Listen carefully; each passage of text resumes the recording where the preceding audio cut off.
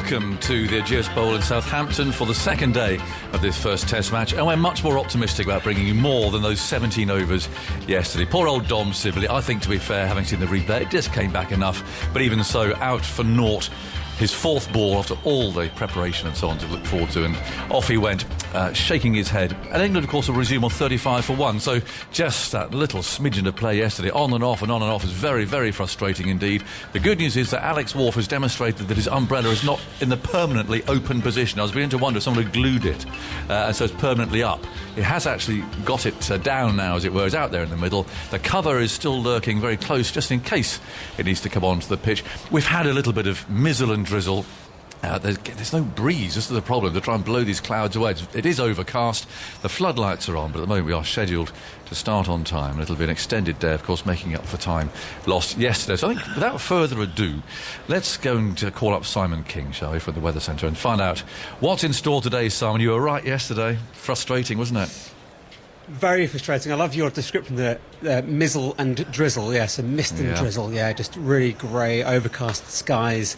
And yeah, today there are better prospects. So the cloud is thick enough to produce some drizzle at times, but we don't have the extensiveness of that across southern England as we did yesterday. So I'm much more hopeful that there'll be some lengthier, drier spells today. But saying that, there still could be the odd patch of drizzle moving its way through. So maybe a few interruptions today, but we keep that cloud, so the light might come into again, so bad light perhaps later on this afternoon, with that thick cloud sticking around. But much more optimistic today, and I'm even more optimistic for Friday, Saturday and Sunday, because we lose all this cloud and we're going to have some sunshine. So no problems expected Friday, Saturday and Sunday. Lots of sunny skies and those temperatures responding as well. So they'll be up into the low 20s. Lovely. Thank you, Simon, very much indeed. Fingers crossed here. You can hear the cover being taken away off towards the groundsman's area on the left-hand side. And, well, getting ready to go. I've got Phil Tufnell to our left. I've got Carlos Brathwaite to my right. And all good to go. You've got a big smile on your face. I think it's, listening to that weather forecast, Carlos, it's a big day for the Windies, I think. Another big hour. Yeah, the last of the cloud and so on. If they might have a chance here to nip a few out. Yeah, speaking of one of the boys last night, they were hoping for good weather. I was hoping for weather similar to this, so we get another hour where the ball can really talk and move and hopefully get the start that we had for the first 2 overs yesterday over a prolonged period. Hoping that when the weather comes out, England is 6 down. Yeah, well, but it could be, couldn't it? And actually, the way that forecast sounds, Tuffers, it could be that actually tomorrow's a lovely batting day, and further on, and actually that does give the West Indies. Yeah, I mean, day 2 and 3 are usually pretty decent to bat here, aren't they? And so because of that sort of delays yesterday, it's sort of, now this could be day 2, if you know what I'm trying to say.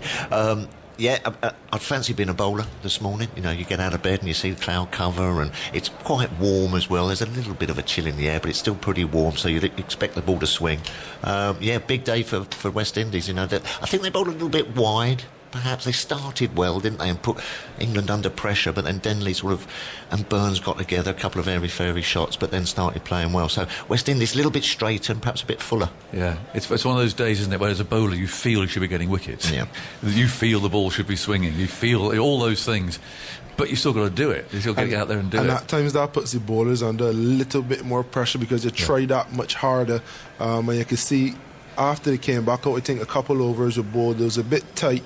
And then Shannon Gabriel bowled a bounce, so it went through, hit the gloves very, very hard. And then from there, it was like, whoa, maybe there's another option. But in my opinion, that should have been the surprise. And as Tuffer said, challenge the stumps a lot more. So hopefully they come out and they do that again this morning. I tell you what I did see a little bit of yesterday, John, was the odd one just scuttle along a bit, didn't it? Keep it low, it did. So that will be playing in as the game progresses, that could come into it, because England did bat first because they did see that dryness in the pitch. Yes. So that might just come into play later on in the game. I suppose the other option is, we talked about the West Indies prospects today under this. If, however, England get 250...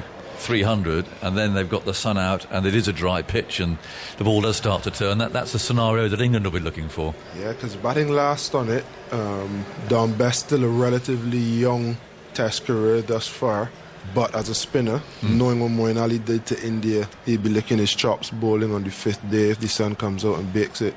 Yes, so that's the way the game could pan out. I mean, goodness knows. Who knows? How it'll... No, that's the beauty of it, isn't it? And we've seen so little cricket. So little cricket so far that everyone's guessing a little bit. But it does look much more encouraging today. We've got the ground staff repairing the edging there to the boundary that they've had to take away to put the covers in and so on. So they're all good to go. And again, it's the silence, it's the echoey silence of the Ageas Bowl that we look out on here. It's not the same as the football stadiums, is it, which are sort of much higher stands and smaller and more compact. You really do get a bit of an echo then, but here in the bowl, in the woods and so on, it is a bit more of a country feel. Did you enjoy the hum coming over the earphones? I quite did, actually. Did you? It just sounded... Simon Mann made a good point. It just sounded like normal. Yes. Which is true. But then it was quite surreal, because you'd sort of like be sitting down and sort of like not looking and hearing this sort of like, you know, Saturday afternoon at about 4:30 at Lord's, and then you'd look up and go, where's everyone gone? No one there. Yeah, it is a bit like that. And you do have the option, everybody, and we talked about this yesterday, but we'll talk about it more today. You can listen, and we're not doing fake crowd effects. It's not cheers or anything like that. It's just... But I think it is Lord's, actually, because there is that lovely hum that you get there. There's a few people sound like they're having quite a good time. I think that hum. It might have been a half past four hum on a Saturday. Yes. But there is that's what it is. So we're not manufacturing cheers and appeals and applause when there's wickets and that sort of thing. We're not doing that. No. It's just to... Just take the edge off it ever so slightly. Some people like it, some people don't. But the options are, if you want to or listen on to the sound, it's on 5 Live Sports Extra and online. There's also an option online for you to listen without that added hum. Which is quite interesting in itself, because you can hear the guys really encouraging bowlers and things. You know, the slips yesterday, come on boys, come on, you know, hit those lines. So it's quite interesting sort of just to pop over there. Yes, it's not that there's no sound on that option, it's just that you are simply getting how it is out there. Have we got the hum in at the moment? I think we have. Yes, that's the hum. It's an early morning hum. That's a settling down hum, that is. So that is the hum. That's the finding your seats sort of hum, which is about right with 5 minutes to go. But anyway, that's what we're doing. You know, every day I think the players are finding things. We saw Ben Stokes shake Jason Hole's hand yesterday. How many times have they been told you can't touch anybody, you've got to stay apart? And there they are. It just seems a natural thing to do. And then they both went, oh no, sorry, what do we do now? Yeah, it is strange. We've got this sort of executive-sized robotic camera now. It's not the upright one, there's a different one. Sky have got all sorts of toys to play with at the moment. They've got a very big drone as well that goes up every now and then. But this little camera is buzzing around. I'm not sure what it's filming, because there's nobody out there at the moment, but it's going round in circles. Maybe somebody's having a play. They're looking for Winston. Actually, well, we haven't seen Winston yet. Oh, is that his name? Winston the pup. Oh, he's a lovely boy. Yeah, he is. No, we've not seen him this morning. He made a late appearance. Did he? Yesterday. Yeah. And was sort of bounding around in the seats. Anybody who's got or had a pup will know exactly what I mean. This is a lovely, enthusiastic, golden cocker pup. Looks youngster. He does look a youngster. He's racing. He's full of fun, just enjoying being around. I think possibly there are some porter cabins, 3 of them to the left there. I think possibly he resides in there during the day. Yeah. He can't. Well, I don't know how house trained he is about coming out. But talking about being house trained, I made my bed this morning. Did you? Yes, I did. You told me the to. whole thing. Yeah, well, no, I sort of. I mean, I didn't sort of apple pie it. Hospital corners. No, whatever that's called. Yeah. Don't apple pie your bed, Tom. No, I don't. You can't get in. Have I said that right? I don't know. So I think an apple pie bed is when you can't get into it, isn't it? You fold the sheet on. Yeah. You don't want one of those. No, it's sort of stuck in it. No, but I did just sort of tidy myself up a little bit. Well, I'm glad. I'm glad to hear that. Carlos, you made your bed this morning? Unfortunately, not. To report. Come on. The laptop is stretched across the bed. The charger is still in. Yeah, pillars everywhere. You young lads. I don't know. But hospital corners, I thought you lift up the flap and pop it in and down it goes. I'm not quite sure, John. I don't know. But I did make an effort this morning. I took your advice. Have you washed up? I haven't got anything to wash up. What do you mean? No. What have I got? There's no... Have you got... What have you got? Little kettle and a cup of coffee or something? I haven't found that. I don't know whether I've got one. I've got a... I just flop in my bed, go to sleep, wake up in the morning and off you go. It's a funny existence, because you don't quite know who you're going to... I haven't seen Andy Zaltzman yet this morning. I hope he's with us. Is he just somewhere? came in, yeah. Oh, fine. I mean, you go long periods without seeing anybody because you're sort of locked away. And what was also odd this morning was I did 5 Live at about 10 to 8, which was fine. Yeah, that's okay. But I hadn't actually said a word until our broadcast. So, you know, it's a bit first thing in the morning, a bit dusty. when you wake up, you know, you have a bit of a conversation, don't you, before you broadcast normally. So it was a bit of a gravelly sound at 10 to 8, so I apologise for that. But I hadn't seen anybody, or indeed spoken to anybody until we did that. Now we've got Jerusalem. Yes. Well, it's kind of reassuring to hear that. And as I said yesterday, if you were with us, enjoy this version, because the version at Old Trafford is going to sound rather different. I don't know whether I've got it in me. Well, and I'm just going to say this to our producer, who's agreed with the ECB that we, members of Test Match Special, will sing at least a line solo of Jerusalem and also Rally Round the West Indies. But I checked with Sky this morning and I said to Nasser, have you recorded your line yet of Jerusalem? He didn't know what I was talking about. He said, I'm not doing that. So it's only us who've been lumbered with this. Yeah, know your limitations, I always say. Well, but Carlos and I have struck a deal. We're doing a duet, a Rally Around the West Indies with the ukulele. My earpiece is not working, I guess, so... Well, I'm determined to do it. Yeah. We can do it together. We won't feel quite so stupid. Yeah. So how can we socially distance do it? That's a very good question. We'll find a way. Yeah, megaphone. Get the old megaphone out or something. Send a voice note or something. Yeah. We have the technology. I'm sure we'll be able to do it. We've got very skilled engineers on site with nothing to do from 7 o'clock each evening. They can rig something up. We could actually they could even possibly make us sound quite good. Yeah, but it begs the question why. I mean, we've got these lovely singers who do a wonderful job. No, blame Adam Mountford. Why do we want to have people who can't sing trying to sing? Blame Adam Mountford for agreeing to this ECB initiative. Okay. But it's going to sound horrible at Old Trafford. But what we'd have to do is just keep talking through it. Yeah.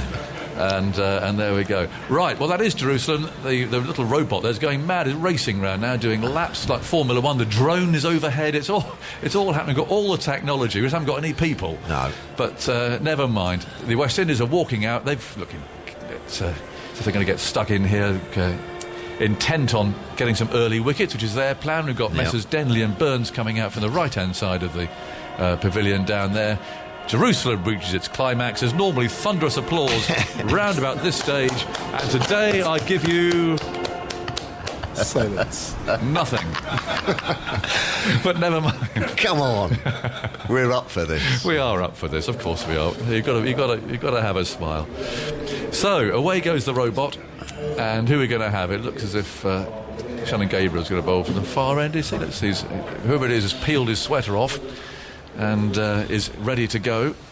It might be Joseph, actually, because we're halfway through an over, aren't we? We've got 2 balls to go in an over. So Azara Joseph's got these 2 deliveries left, and then Jason Holder will make up his mind what he's going to do. He's swinging his arms around. We've almost got sunshine.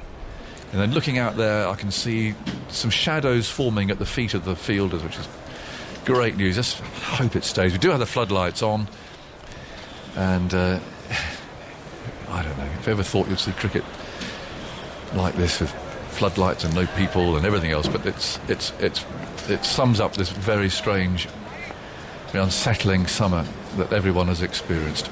Denley's on strike. He played rather well yesterday, actually. Yep. Under a bit of pressure, wasn't he? And Andy Zaltzman is with us. He's great to see him. And Joseph's on his way. The first ball of the day, and Denley tucks it straight out to square leg. And there is no run. And Andy's there. He's sanitising his desk. He's doing all what he has to do. He's got his... have you brushed your hair this morning? It's hard to tell. But, haven't brushed my hair since 1984. Lovely. How lucky is that? I know, it's amazing. It just sort of, it's there, isn't it? Now we've got Joseph again, past the umpire from the far end, running in, bowling short. That's gone flying through, and that was a really quick bouncer. Whoosh. And Denley was in no position to play that really at all. He took the short ball on a couple of times yesterday, But that was a very quick ball indeed that flew over his left shoulder. He tried to hook. Oh, And so there's a sound there. But yeah, I tell you something, John. I think this pitch might have a few little vagaries in it. As we were saying earlier, the odd ones kept low, and that's absolutely pinged from That did back go of a through. length, didn't it? Yeah. Didn't even really get a shot off. It was just past him, and he was sort of halfway through his shot. Good delivery, that. yeah. Morning, that says, doesn't Well, it? that's it, isn't it? And that'll make Denley think twice about playing the hook shot again. It's also the sort of ball, as a bowler, you let go when you want to stay on. Because there's some thought about, in Joseph's mind, well, I'm going to bowl 2 balls and then Gabriel's coming He's back. getting another one now. But just have one of those, and just... I tell you what I've noticed. He played a very poor pull shot early on in his knock yesterday, doesn't he? He did. There might be a little bit of a happy hooker there early on in his sort of like make-up. But then after that shot, he played very nicely, didn't he? And he sort of relied on his technique and defence just to hang around and form a partnership with Burns. Now, Holder is bowling the first full over of the day from this end. Runs up and bowls down the leg side. Burns tries to flick to fine leg and misses. And that's quite interesting because you'd imagine that Kemo Roach would be in the attack. Maybe he'll bowl from the other end, but they seem and feel very much like Roach conditions. Yeah, and I can just see Mr. Gabriel warming up there. He's loosening up as well. Yeah, he might be steaming in from the other end. I think I have Roach on, but Got to make the most of these conditions, isn't there? They've been, not the end of the world to lose a toss and have a bowl on these 2 days, has it? no. He goes Holder again, giant of a man. He bowls outside the off stump, a little bit short. Burns going to allow that to go through to wicketkeeper Durrich. There's 4 slips lined up, so they're on the attack. He's got to get that length right and get the batsman playing. 1 or 2 photographers I can see. There's one down there on the right hand side, peering through his long lens. The drone operator is up there on the concourse to the right. Not a bad job, that is it? Go and play with a drone all day. I mean, it's a huge thing. I've lost sight of it now, but it must be airborne. Holder again on his way, bowls too short. Burns going to stand up and play that very comfortably back up the pitch because there's little pace most of the time. So there's the odd vagary. Generally, it's a pretty slow pitch, this, and certainly that length. Burns can play that back very easily indeed. And they did say on the forecast that there was going to be a bit of sunshine, didn't I? I heard early 20s, didn't I? I think it might have been tomorrow. Oh, right. Well, that might just, as you say, harden that pitch up. Cracks might open. I think there could be a few shenanigans going on with this pitch. Holder again, elbows jutting out, runs in very easily. Again, it's too short, really. Yeah. And Burns just go back to that and play it easily down into gully. And there's no run. But we must make the point is right that bowlers and batsmen too have had such little practice. Yeah. That the groove you're normally in, the rhythm that you have coming into a test match as a bowler, they're just not going to have that. And neither will England's bowlers as well. And yesterday didn't help either batters or bowlers, did it really? No. Because On and off the and on and off. bowlers have got to loosen up as well. Yeah. Holder over the wicket, bowls, that's a better left. And Burns comes forward and pats his way up to Roach, who's fielding the sleeve of sweater on it at mid-off, got a squat figure. It's a fine bowler. It doesn't look as if he's going to be employed first thing because Gabriel's is still limbering up there at mid-on with number 20 on his back. They obviously fancy this round the wicket ploy to Rory Burns, didn't they? Roach went straight to it, didn't he? Yeah. Oh, no, Holder sets off. I remember when we're laughing is that Holder sets off from a position which he can't see the batsman. And Rory Burns was busily scratching away there at the crease and Holder was on his way. And it's only when he actually emerged from behind the umpire that he realised. Off he goes again now, and bowls and Burns with a little wristy flick and turn that into the leg side and record England's first run of the second day. It's picked up at square leg and he'll keep the strike. And that is Rory Burns' 1000th run in Test cricket. And again, normally you would get a lot of applause for that. It's up on the big screen. Yep. But today, Just a hum. He's the first England opener to score 1,000 runs when opening since Alistair Cook. Is that right? So Alistair Cook was the last England player to pass 1,000 runs as an opener. Purely as an opener. Yep. Wow. Oh, we've had a few. Yeah, it focuses the mind a bit, doesn't it? Since Alistair's debut, 40 players around the world have scored 1,000 or more runs, now 41 since Burns has done it today. As opener, only Strauss towards the end of his career, Cook for England, and now Burns. So it has been an issue for England finding that partner for... How for many Cook. have there been at that time? Yeah. So 41 from all teams around the world. Yeah, but for England. Just Cook, Strauss, and now Burns. That's all right. I meant how many? Oh, How sorry. many have failed to do it? Quite a lot. I'll get the full list for you. Okay, that's all right. He's done that a pretty good lick as well, hasn't he? Yes. Yeah. Yes, he has. Yeah. This is 16th test. Yeah. Now, Gabriel is on at the other end there, so he'll come charging towards us and towards Burns with 3 slips. Gully is quite fine. There's a point and a mid-off. Gabriel's on his way. And he bowls a bit of a loosener and is being pushed away through point. And will that go for 4? It's a pretty sluggish outfield. I think the ball's just going to win the race there. It does so. And a bit of a loosener there, I think, from the big fella. And Burns is able to drive that square through point. And picks up 4 runs. It's a bit squirty, though, wasn't it? It wasn't necessarily a drive, was it? It just sort of, just opened the back face. But a nice bit of timing, must have been. Yeah. 40 for 1. Burns 25. Denley 14. Okay, Burns again scratching away at the crease there as he waits for Gabriel to walk all the way back to his mark. It's a long run. And essentially he just runs straight and fast. Yep. He comes thundering in and hurls Have it. the ball down, Gabriel. He bowls fast. In he comes now, over the wicket. Bowls to him and Burns forward. Plays that comfortably towards mid-off. Reminds me a bit of sort of Wayne Daniel, Yeah. you know. He just runs in, doesn't he? And he runs in all day. Yeah, he does. Wayne Daniel was a ferocious sight, wasn't he? You didn't like him, John, did No, you? I didn't. No, he didn't like him. It was when his knees were up in front of his nose when he was running. He knew you were in trouble. You knew he was really angry then. Thankfully, he was on my side. Yeah. Oh. Yeah, those knees would be up. And they just get higher and higher. When he was really furious, you couldn't see his face at all. You just saw knees. I can remember you Oh, no, wandering don't. in Lords, twitching a little bit. A little bit. Gabriel again, over the wicket, bowls to Burns, who allows that to pass by outside the off stump. He's not fully loose yet, Gabriel. That didn't go through particularly quickly to Darwich. And now Jason Holder's up. He's running towards the groundsman. Oh, is it a sawdust or heading something? It may be sawdust. So the groundsman coming down the steps. He's got a surgical mask on. Oh. And Oh, Holder's thrown something to him. might have been something from a mower or something. You do come across a few bits and pieces that they forget to bring out, take off the pitch with them sometimes. What, a bolt or something? Yes, or something, yeah. Well, he's picked it up, whatever it is. That's a bit of a mystery. Yeah. And he's disappearing back towards his shed. So there's something possibly important there. Gabriel, over the wicket, bowls. Burns gets one down the leg side. And it's a no ball, actually. So one more to England. 41 for 1. No, Daniel. Yes, I can see in your face, John. I can see in Yeah. your face now. Wasn't nice. I mean, actually, I think the game you're talking about was a particularly angry game, wasn't it? It was. But I think it was Wayne's benefit, and we went to a do the night before, and I absolutely made sure that he saw me buy one of his raffle tickets. At a tie. Yeah, Wayne, I'm just buying here we go, there's 10p in the kitty, just in the hope that it might placate him the next day, but it didn't. No, it didn't. No. I played in that game. It was hilarious. Furious. In comes Gabriel, and he bowls, and that's turned by Burns neatly, but straight to the fielder at square leg. Well, it started badly because, for some reason, Leicestershire and Middlesex, we always had a bit of an angry game, wasn't We there? did. I don't know why.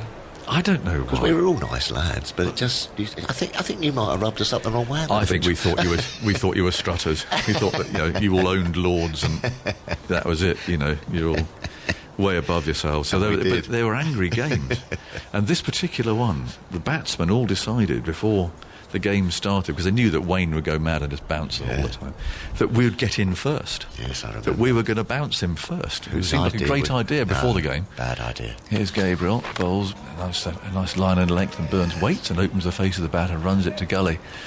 And I remember that the bowlers weren't quite so enthusiastic about this, because you bowl a bouncer at a fast bowler, and they don't take it very well, do they? Shall I tell you why I can remember this? Because Wayne had forgotten his bat. And he went in 10, and he said, "Tuffers, can I borrow your bat?" And I went, "Well, okay." Looked like a little toothpick when he picked it up, but he hit someone for 6, didn't he? Well, off his nose. You know perfectly well who he hit for 6. Can you remember where it went? Into the old tavern, wasn't it? Yeah, but what position? What Bouncing side? Can't you remember? Oh, it gets better. Here comes Gabriel on his way. Bowles, and Burns just leans away. That passes harmlessly by outside the off stump to end the over. It's 41 for one of us joining us. Cloudy but dry at the moment. And we've got the floodlights on. Well, no, you see, the problem was that the bowlers at the time that this plot was hatched didn't think it was a very good idea. No. So we thought, well, hopefully everyone will forget about this when we actually get down there. So we were bowling first. And Wayne came in. I didn't realise with your bat. Yes, it was my bat. Right. So, and I'm bowling. And I thought, right, well, just keep quiet and just run in and bowl and give a couple half volleys and hopefully I'll miss one and then it's all forgotten. I was just about to run in and bowl, and Peter Willey shouted from gully, "Don't forget what we agreed, Ageas. Bounce him." So I thought, well, I want a bit of a hiding to nothing here, really, because if I don't do it, then I've let my teammates down, and they knew I was a coward anyway. In goes Holder, bowls. Denny's not seen much action so far, and that one thumps into his pad, and it's picked up by Durrich in the leg side, and there's no run. So I thought, well, plan B is to bowl one, but not a very nasty one. No. Because you want Wayne to know, actually, you can probably do a bit better than that. And so I ran in with a bit of a lump in my throat and unleashed a sort of a, so we say, a 70% bouncer. And of course Wayne knew what was coming, and he played this sort of helicopter swipe. I remember it well. And the ball flew over deep point for 6 into the scorebox. That was it, somewhere. In goes Holder, and Denley allows that to pass by the off stump. It went like an exocet straight into the scorebox. That's right. The bats were flying out, and the scorers were taking cover. Exactly. And then I can still remember, because I was waiting to go in the bat, and I can still remember the whole dressing room, the whole of the Middlesex dressing room, then sort of going, why have they done that? Yeah, well, there was a sharp intake of breath from all the Middlesex guys, and just went, "Oh, well, that's Andy." You know what I mean? That's job done. I couldn't believe it happened. And the next ball, he had a huge swipe and was caught. Yes. Off goes Holder. Bowls out the off stump, and it does move away from Denley. And we just heard, as when Wayne was out, he was caught, and he disappeared at the dressing room. Well done, Ageas, that's showed him. And there was this crashing sound that came out of the open doors of your dressing room, and Wayne had just hurled something in fury.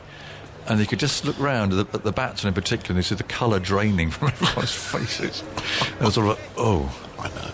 He ran in like a maniac for 4 days, because there's a Sunday League game as well. He didn't even let up in that. No. Holder over the wicket, moves in, bowls. Denley. Again, it's not quite full enough. That it looks nice. It's just swinging away a little bit, but it's wide, and it's not full enough to encourage Denley to come forward at it. And I think we kept on reminding him as well. But it didn't take much. Wow. It didn't take much. He was absolutely. There was no sight screen. Those days. Whose idea was? I don't know, but he would hurl this ball down with all brickwork behind him. You couldn't see it at the best of times. Yeah. Dear old Wilf Slack, I remember, bless him, there at short leg. He said, "Don't worry, mate. You can only bowl one at a time." Just outside the off stump again, and Denley could once more allow that to go through. I think the West Indies, as you said, they started nicely, didn't they? I know it was a tricky day yesterday and started nicely, but then they seem to go for this ploy of just bowling it outside off stump, which then just gives sighters, doesn't it? Yep. I mean, that's not threatening. That it's not as if it's going to all of a sudden sort of swing back in or jag back in.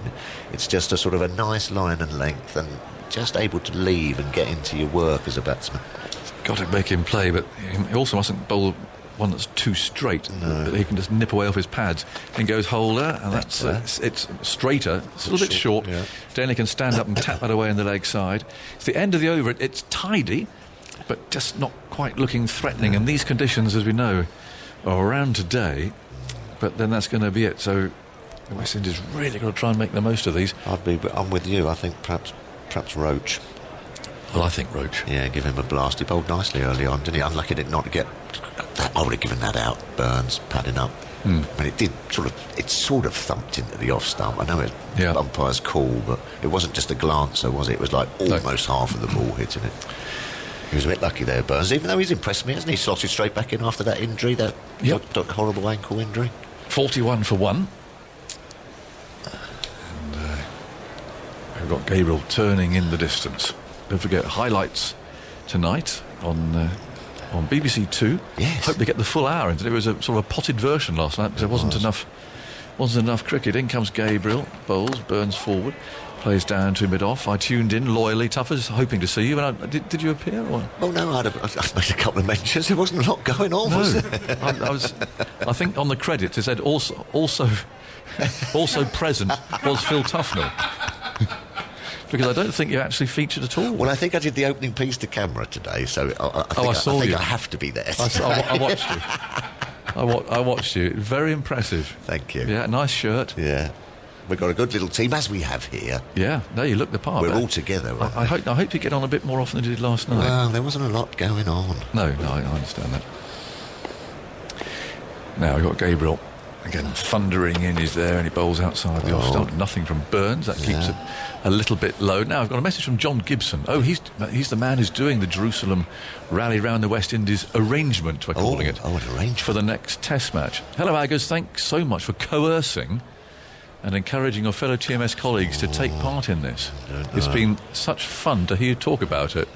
It's going to sound fantastic. It's not. Well, no, I'll tell you why. Because there are 50 professional musicians. Oh, well, good. And some professional singers involved as well. Oh, lovely. Oh, that's better. So there's nothing to worry about. Yes, that's better. Yes. Fingers crossed Carlos follows through with the duet. It had to be socially distanced. Yes. But that's encouraging. Yes, it is. That is encouraging. Yeah. In comes... so we've got some people... Yeah, Gabriel, let's turn down toward long leg. Coming back for the second, Burns dashing in, gets his head down, and the fielder throws that in. We've got some professionals. Well, we have got some professionals, which is just as well. Yeah. Isha's arrived. I'm not sure if she's singing, or are you singing Jerusalem, Isha? Yes, she is. I reckon she can hold a note, Isha. You reckon she I reckon she can hold a note. I don't know. La la well, la la la la. We'll soon find out. La, la, la, la. 50 professionals. Well, lovely. 50. Wow, that's a choir. It is. Yeah, It good. is right. So I'm not quite sure. So presumably we get mixed into it. Well, just dotted about, camouflaged in amongst the 50. Yeah. Well, that sounds a bit more like it. No, I thought it was going to be just us. No, that sounded terrible. No, yeah, that would have been shocking. Yeah. Gabriel bowls. That's a good delivery, which hits Burns round about the thigh as he comes forward. The ball bounces away harmlessly enough, and now Burns is doing some gardening. We haven't seen much of this. It's often a sign if the batsman's not happy. Yeah. You see a lot of it, but there's actually some quite precise gardening going on there, and he's absolutely located the spot that ball landed and tapping away very carefully. And I reckon that's exactly the spot that Joseph hit that second delivery, which whistled and climbed and gathered pace to Denley, so there might be a little few craters. Yes, a little crack or something. Gabriel again rushing in, is there, and he bowls fuller this time. Burns forward, drives nicely, but Gabriel can field. We were supposed to look at the pitch again, because everything is so unusual at the moment. There's a set time in which, if you've got a certain pass and you have a temperature tested, you can go out and look at the pitch. And unfortunately, the covers were on at the time, that little allocated time, so we can't look at it. But we'll try, hopefully tomorrow with the sun shining, we'll get a chance to go and have a quick look. There's a chap in a tent just down here. We must do, you too, for the highlights. You have the temperature tested before you go out down there. Yeah. Yes, show your pass, show your track and trace. And you come in and out every time. It has to be done. 43 for 1. Gabriel from the far end. The last ball of the over, and that squares Burns. He's got away with that. A little bit flirty and gets a single out to, cover, really. So, little chase for cover point to go and find the ball. It's another one to England, though, who move on to 44 for 1. Few alarms so far. Burns 28. Denley has 14. More thoughts from Phil Tufnell. And then it will be Isha Goa who'll tell her all about her rendition of Jerusalem. Yes, I look forward to hearing that. No, just squared Burns up. There was obviously a little corridor there where the pitch is just causing a few alarms for the batsmen. They have been doing some gardening there, but no real alarms as yet. I think once again the West Indies not quite making the England batsmen play enough.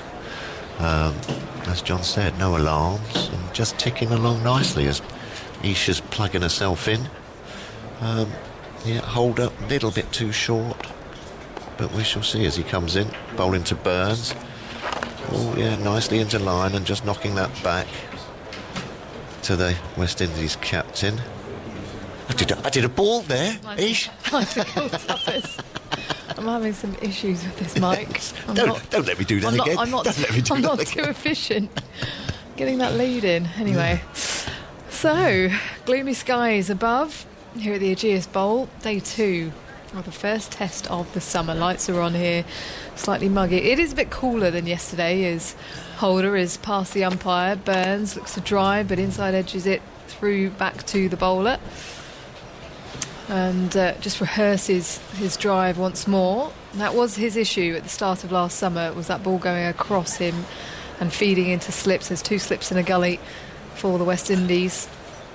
Well, when he's in, Burns, as you say, that was quite a wide delivery. He doesn't mind going after those wide ones, does he? He does give a bit of kitchen sink out there, doesn't he? You know, some openers would be leaving those because, you know, dragging it on, or, you know, it's so wide you could almost get an edge. But he does look to capitalise. Don't mind that if you middle it. And it goes whizzing through extra cover. You were just happy to middle anything, weren't you, Tuffers? You and me both. Nice, I like it. Very good, very good. Morning to you, Andy. Morning. He's been looking at these England openers. Yeah. After Burns reached the 1,000-run mark, the first England player to reach 1,000 runs as opener since Alistair Cook did so in 2007. Holder in, bowls. Burns defends the offside, no run. Since Andrew Strauss's retirement, through the first few years of Cook's career, he batted mostly with Andrew Strauss, but since Strauss retired at the end of the 2012 summer, England have used 19 openers as well as Alistair Cook, and the one who's played the most matches is Keaton Jennings, who's played just 17 out of England's 97 tests in that time. Rory Burns is in his 16th, and as I said, the first to reach 1,000 runs, so it's been a significant problem for England. Oh yeah, without doubt. As Burns crouches, Holder bowls. Here he drives to extra cover, no run. And then one comes along and just looks totally made for the job almost, doesn't he? I mean, he does look to have slotted in, doesn't he? And just the way he carries himself, his sort of attitude, demeanour at the crease. When I first saw him, I thought, a lot of moving parts there. But he just seems to have sort of taken to the role. You know, I mean, plays it there for Surrey, obviously, and does well for Surrey there. Absolutely. Well, it was Steve Smith, wasn't it, that made quirkiness fashionable. Well, there you go. And I don't know whether that's why they sort of didn't look at him initially, as Burns works that to mid-wicket, no run, but he'd scored over 1,000 runs 3 years running for Surrey, and then finally got the opportunity, and against the likes of Cummins and Stark, stood up well, and didn't he? That's exactly right. He's shown mental toughness, isn't he? He's shown that he can work on his game as well. There was a problem with the short ball early on in that Ashes series, and he worked on it. He looked to leave a lot more and duck underneath it, and that's what the coach and captain wants to see from their players. Is Holder is in again. Burns drives back to Holder, who retrieves it with his right hand at the end of the over. Then it's 44 for 1. Burns on 28, Denley on 14. 23 overs have been bowled. Only the 17.4 that were bowled yesterday because of the rain and the bad light. And we're hearing that the forecast is a lot better today, so hopefully a lot more play, Tuffers. Yes, and we were out there. Well, we managed to get a foot onto the pitch, didn't we, today? You know, to do our little bit for the highlights and what have you. And then he walked across Rory Burns, and the way he walked across the pitch, he looked like an opening batsman. I don't know why, you know what I mean? But he just sort of like, he looked in control, you know what I mean? You know, I'd be walking across going, oh dear, you know, I'd be sort of a bit shaky and stuttering across or something, but he just sort of like cruised across, all right, you know what I mean? And just sort of inspires with a bit of confidence when you have openers like that, you know. It is all in the body language, isn't it? It is, as you say, settles, you know, dressing rooms and everyone around you when you know that you've got a couple of guys up front who, you know what they're doing. Well, he stands at the non-strikers end at the moment. Joe Denley on strike. Shannon Gabriel running towards us then. Arms pumping. Past the umpire. Bowls. Denley works it leg side. It's in the air, but past mid-wicket. And it will head on out to the boundary. Oh, slow, isn't it? There's a chase on, but it will crash in now. So 4 for Denley as that score moves to 48 for 1. And Denley to 18. There's been a lot of talk about Joe Denley, 34 years of age. And hasn't crossed 100 in 15 games. No, but how much does he wish he'd just got that 100? Yeah. Well, he got the 90-odd last year in the Ashes, right. and that was his moment, wasn't it? But I think, I think Joe Root is backing him. Yeah. I think the team like the fact that he has, at times occupied the crease. 9 times out of 15 tests he's gone past 100 balls, and that just means shine off that new ball. It means that the guys coming in can make the most of it. As Gabriel steams in now. Bowls bowled! Off stump, out of the ground. Jason Holder surveys the wreckage. Joe Denley will make the slow walk back to the pavilion, bat underneath his armpit, and the West Indies come together elbow to elbow in celebration. But it's Shannon Gabriel again. Good ball. That angle, similar-ish to Sibley yesterday, that angle that just keeps tailing in at you. I mean, this time Joe Denley decided to play the shot, and I'm not quite sure when it must have just nipped back and gone through bat and pad, didn't it? I'm not quite sure, as we haven't got a screen here. But good quick delivery, great line, great length. There hasn't been enough of that bowled by the West Indies for me, and if you do get it in that corridor and hit that top of off stump, with these conditions around, it is going to test the batsman's technique. Good bowling. Quick and absolutely knocked the stump out of the ground. Denley then out for 18. England 48 for 2. Ben Stokes yesterday winning the toss and electing to bat first. In comes Zach Crawley, Denley's Kent teammate. Just 22 years of age. He's played 4 test matches. Impressed in South Africa. He was obviously opening the batting there, and that's where we generally find him at county level, but very tall in stature. As he now strides towards the stumps. He just removes some debris with his gloves. In the meantime, Joe Denley has disappeared into the dressing room, up the purple stairs on the far side of the ground. No better sight for the old fast bowler, that, is there? Stumps, bails flying everywhere. Yeah, he's done him there. Probably rushed him and say did nip back as well. Just done him for a little bit of pace, sort of skipped off the pitch at him a bit and just didn't quite close the gate. We've got 2 slips in play. We've got a gully, point, wideish mid-off, mid-on, short leg and fine leg. Jason Holder is standing right next to Zach Crawley at the moment, just marshalling his troops, arms everywhere as he sets his field. Yeah, I mean, Zach Crawley used to sort of coming in, isn't he, when the fast bowlers are fresh and the ball's new. Opens the batting for Kent, doesn't he? So not really nothing's that he's unaccustomed to. And he's setting up now, bat stump high. Stumps look tiny compared to Joe Denley being there, as Crawley works it leg side. It's down the leg side, and Dowrich is diving away to his left to stop that from going all the way to the boundary. A loose delivery up front, but probably just trying to attack the stumps and bowl full. As we look at the replay, hard to tell on that angle whether it did just jag back or not, but oh yeah, no, just nip back a little bit. Yeah, between bat and pad, good delivery, just as you say, top of off stump. That's where you want to be. And absolutely stump cartwheeling out. Good pace, good line. A light breeze here blowing across the ground as Gabriel sets off. Crawley leaves the short ball through to the keeper. Just a little tester, yeah, a nice little tester. Wipes the eyes. Yeah. Don't mind that. Checks he's awake. Yeah, but then for me, get back on that line and length. There it is. Oh yeah, that's a good delivery. Just coming in on the angle because he's slightly wide, isn't he? Gabriel slightly wide and leans over and just runs it in at you. And then if it does just skip or just move back at you slightly, you've got to make sure that bat and pad are right together. Good bowling. Gabriel circles at the top of his mark, comes in on an angle. Crawley crouching, works it to the leg side. His first run in the test match as he heads down to the other end. Fine leg in, collects the ball and sends the throw in.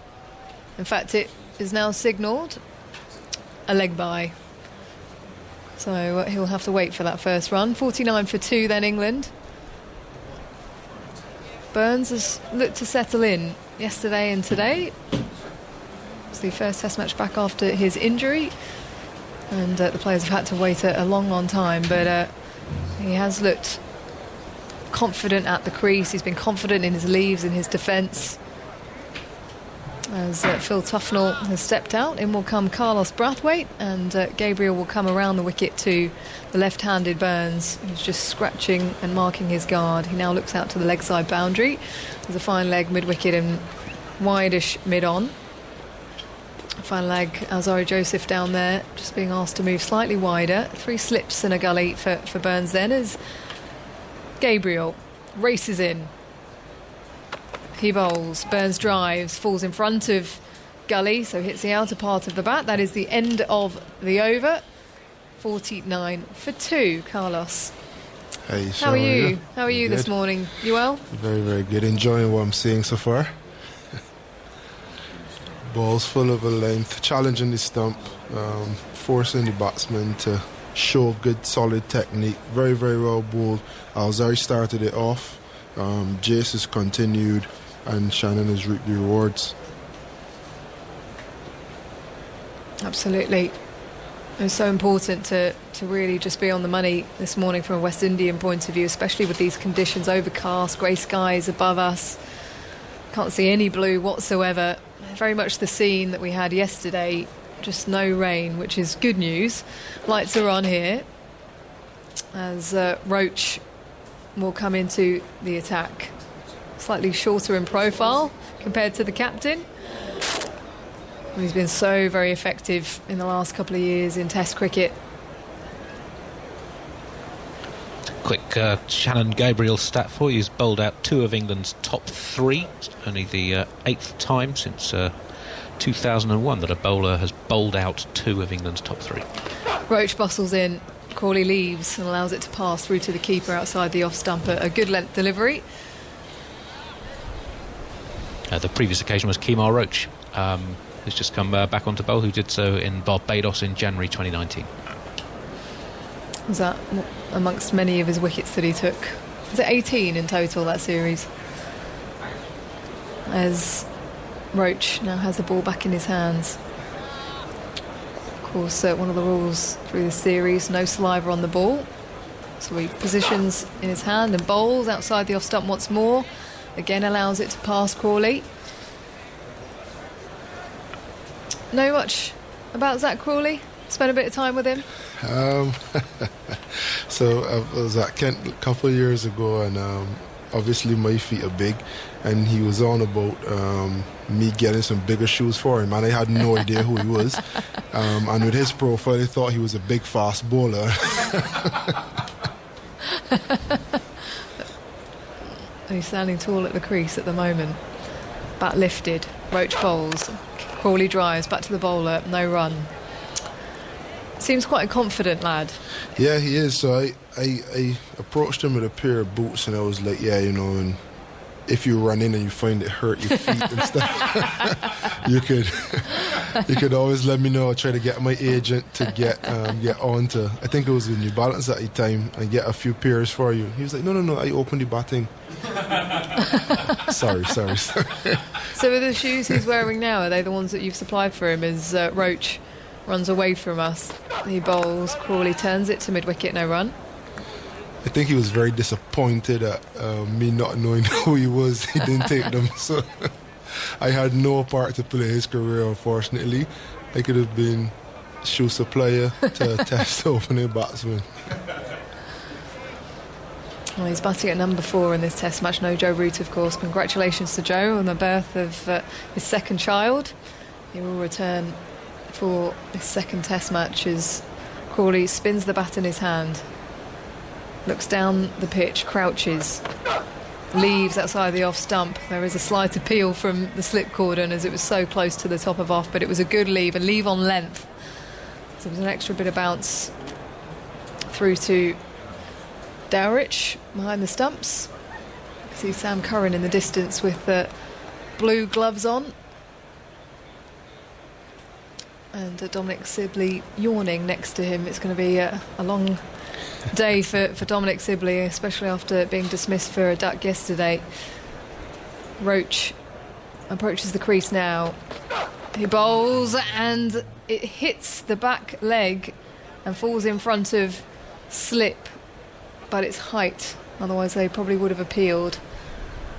49 for 2 then at the end of the 25th over. Burns on 28, Crawley on 0 still. Kemar Roach in that series, the last time these two played early in 2019, took 18 wickets at an average of just 13.8. So since he returned after his injury in 2017, he's been absolutely outstanding for West Indies. In this match, he's bowled 7 overs, 5 maidens, none for 2. Jason Holder, 6 overs, 3 maidens, none for 4. So far just 6 runs off the bat from the bowling from this end in 13 overs. One of the 7 Barbadians that feature in this team, Carlos. You must be very proud. Very, very proud. When all these guys started, I was a part of the first class team as well. So to see them transition from first class to international cricket is a proud moment. Burns just adjusts his back foot. He's now in position as Gabriel is around the wicket to the left-hander, bowled wide of the off stump. An easy leave for Burns as he allows that to pass. Holder with the ball in his hand now just gives it a bit of a shine on his jumper before tossing it to wide-ish mid-off. Frost and Chase position there. Seems quite a jovial sort of character, Kemar Roach. Yeah, he is. He can be serious when he wants to be. When he lets his guard down, yeah, funny guy. Loves his cars. Got in a very, very bad accident a few years ago, but luckily he's recovered fully from it. Here comes Gabriel. Bowls to Burns outside the off stump, slightly closer to the stumps on that occasion, but a good leave. Yeah, talking about Roachy, as I say, loves his cars, loves his jewellery, but no, a genuine person. Good to have convos with, very, very real, doesn't butter up too much. But his pad, I love the invitations to come over and just sit by the pool and relax for a bit. His house is amazing. You're saying you don't have a pool? A communal one. He has a private one and has lights at the bottom and all sorts of stuff. I thought you'd be the king of Barbados, Carlos. I was hoping so. Gabriel then around the wicket to Burns, driving past the bowler. He's pushed that past a wide-ish mid-off who's chasing after it. They come back for 2. The throw is sent in. They'll settle for the 2 as Crawley is sent back. Burns to 30 and England have passed the 50 mark. 51 for 2. Gabriel, the only Trinidadian in this team, as he slowly walks back to the top of his mark. And the ball is tossed to him. Now, the spin of the bat in Rory Burns' hand as he just adjusts his trousers. Now setting himself up in position. Feel the cool air coming through as Gabriel bowls. Burns off his legs. They go up for the appeal, given not out. I just wonder if there was a bit of bat involved as they managed to come through. And it's been signalled a leg by, so it was probably going down the leg side. Slightly fuller delivery from Shannon Gabriel, and now Jason Holder and Shannon are coming together to have a chat as to whether they should review. They have reviewed. TV umpire to director, we have a player review for LBW. On-field decision is not out. Can we start with front for first, please? That's a fair delivery. Can we have front on spin vision, please? TV umpire Michael Goff, legitimate delivery. Let's see if there's any bat involved. Okay. Doesn't appear to be any bat involved. Can we have Ultra Edge 1 available, please, Mark? So this will tell us for sure if there's any bat. Yeah, just keep rolling through, please. Keep rolling through, all the way through. Keep rolling through. Yeah, OK, no bat involved. Ready to go to ball tracking while available, please. And this could actually be close. Looking good to ball tracking coming up now. Impact is in line, and it's hitting the wickets, Richard. A good review. Overturn your decision. I'll let you know when you're on screen. You're on screen now, Richard. A good review from the West Indies. A full delivery, pitching on middle. Because it was so full, it was going to go on to hit the leg stump. As we watched on Hawkeye. And Rory Burns has been dismissed. Jubilation for the West Indies. And England 51 for 3. Burns departing for 30. And he's shaking his head. He's furious. Gloves are off as he walks towards the pavilion. He'd probably think that one was going down the leg the way he shaped to play it. But if you think back to the very first review used of Kemar Roach, the fact that he got so far across allowed for that ball to only be clipping. And I guess you live by the sword, you die by the sword. For that same fact, he felt as though it was a little further down leg than it actually was, and it was hitting into leg. I, to be honest, thought it was sliding down leg at first, but a very, very good review by Jason and Shannon. Here comes the 81st England Test captain then. Spinning the bat in his right hand. Very confident walk to the crease. Just doing a few warm-ups here, Ben Stokes. And now punches gloves with Zach Crawley. Carlos, I'll just get your thoughts on how you think they're going to look to bowl at Ben Stokes, especially early on in his innings, as Simon Mann will come in here. Thus far, all 3 wickets have been hitting the stumps. 2 have actually hit the stumps and 1 LBW, and I think that's the blueprint to move forward with. You have good overhead conditions to be bowling fast, moving the ball, and yeah, the challenge for Shannon and the rest of the fast bowling unit is to continue to hit the stumps. Short balls are important, the odd Yorker is important, getting the ball down the channel is important as well. But making sure that 80% of the balls bowled hit the stump, force the batsman to play and to make a decision, challenge the technique is very, very important at this point in time.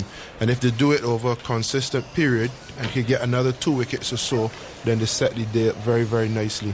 Good morning, yes, good morning for West Indies so far. 51 for 3, and this is Ben Stokes. Shannon Gabriel to bowl to him, 3 wickets to his name. 3 slips in the gully for Stokes, who waits. Bat raised, and he struck on the pad as well as another shout for LBW. He's bowling round the wicket. It did look to be angling down the leg side. West Indies not so interested in that one. The throw came in from mid-wicket and knocked the bails off. Stokes was back.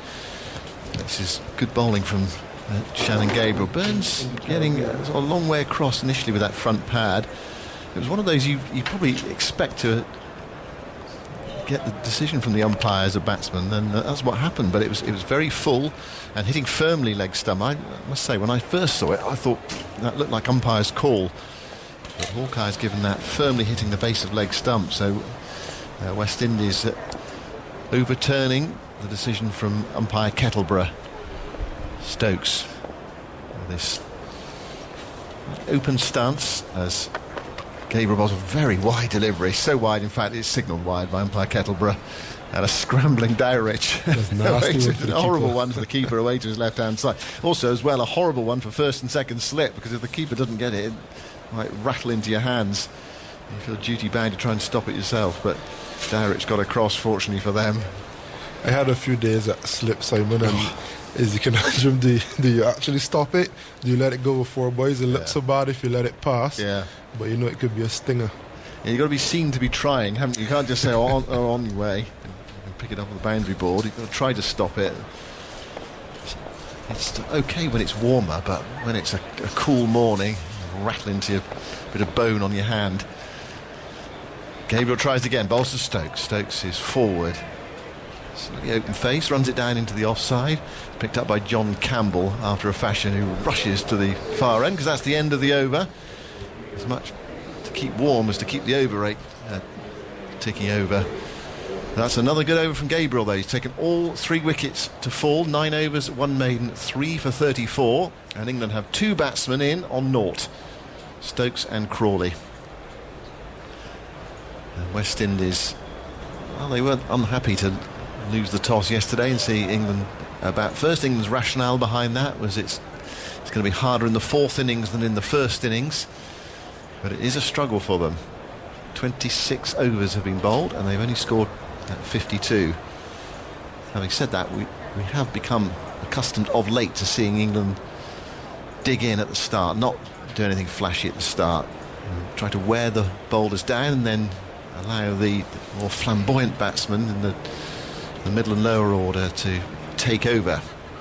Kemar Roach from the hotel end bowls to Zach Crawley, who leans forward and allows that to go through to Dowrich. Zach Crawley is batting at number 4 for the first time in a first-class match. He's obviously played at the top of the order. He has played some innings in the middle order before for Kent, 5 and 6, but first time at number 4. He's got an opportunity here really with Joe Denley out for 18, Joe Root to come back. What can he produce? There goes Roach outside the off stump, nothing from Crawley, wide of off stump, an easy leave. Line that one up and taken by Dowrich. The selectors will have a decision to make after this test match with Joe Root coming back for Old Trafford. But I think Joe Denley's a very, very important member of the squad. So he's batted 15 times and faced 100 balls 9 times. And I think if we saw in this innings him trying to be a little bit more aggressive, more positive, and trying to get that score on the board. This is Roach bowling to Crawley. Crawley able to line that one up comfortably as well. Wide of off stump from Roach. Going through quite low to Dowrich. Yeah, so without being privy to the inside information of the England camp, from where I stand, Joe Denley is important to that batting lineup. To give Root and Stokes that freedom at 4 and 5 to be able to come out and bat 30 overs old. I think the challenge for him is to take the 30s and 20s and convert it into big ones. It's a difficult one, isn't it, for the selectors in a way, because they want Denley to score the big runs, to go on and make he hasn't made a Test match 100 yet. Crawley waits, bat raised, Roach bowls to him, and Crawley does have to play at that one, guides it down into the gully region. It's picked up by Campbell away to his right, who gets there in front of Shea Hope, and there's no run. But if Crawley were to produce something in this innings here, then it's not easy, is it, for the selectors? If he were to score 50 or 60 here, or even more than that, there is the focus on Joe Denley. They have backed him though. Backed him to play in this test match.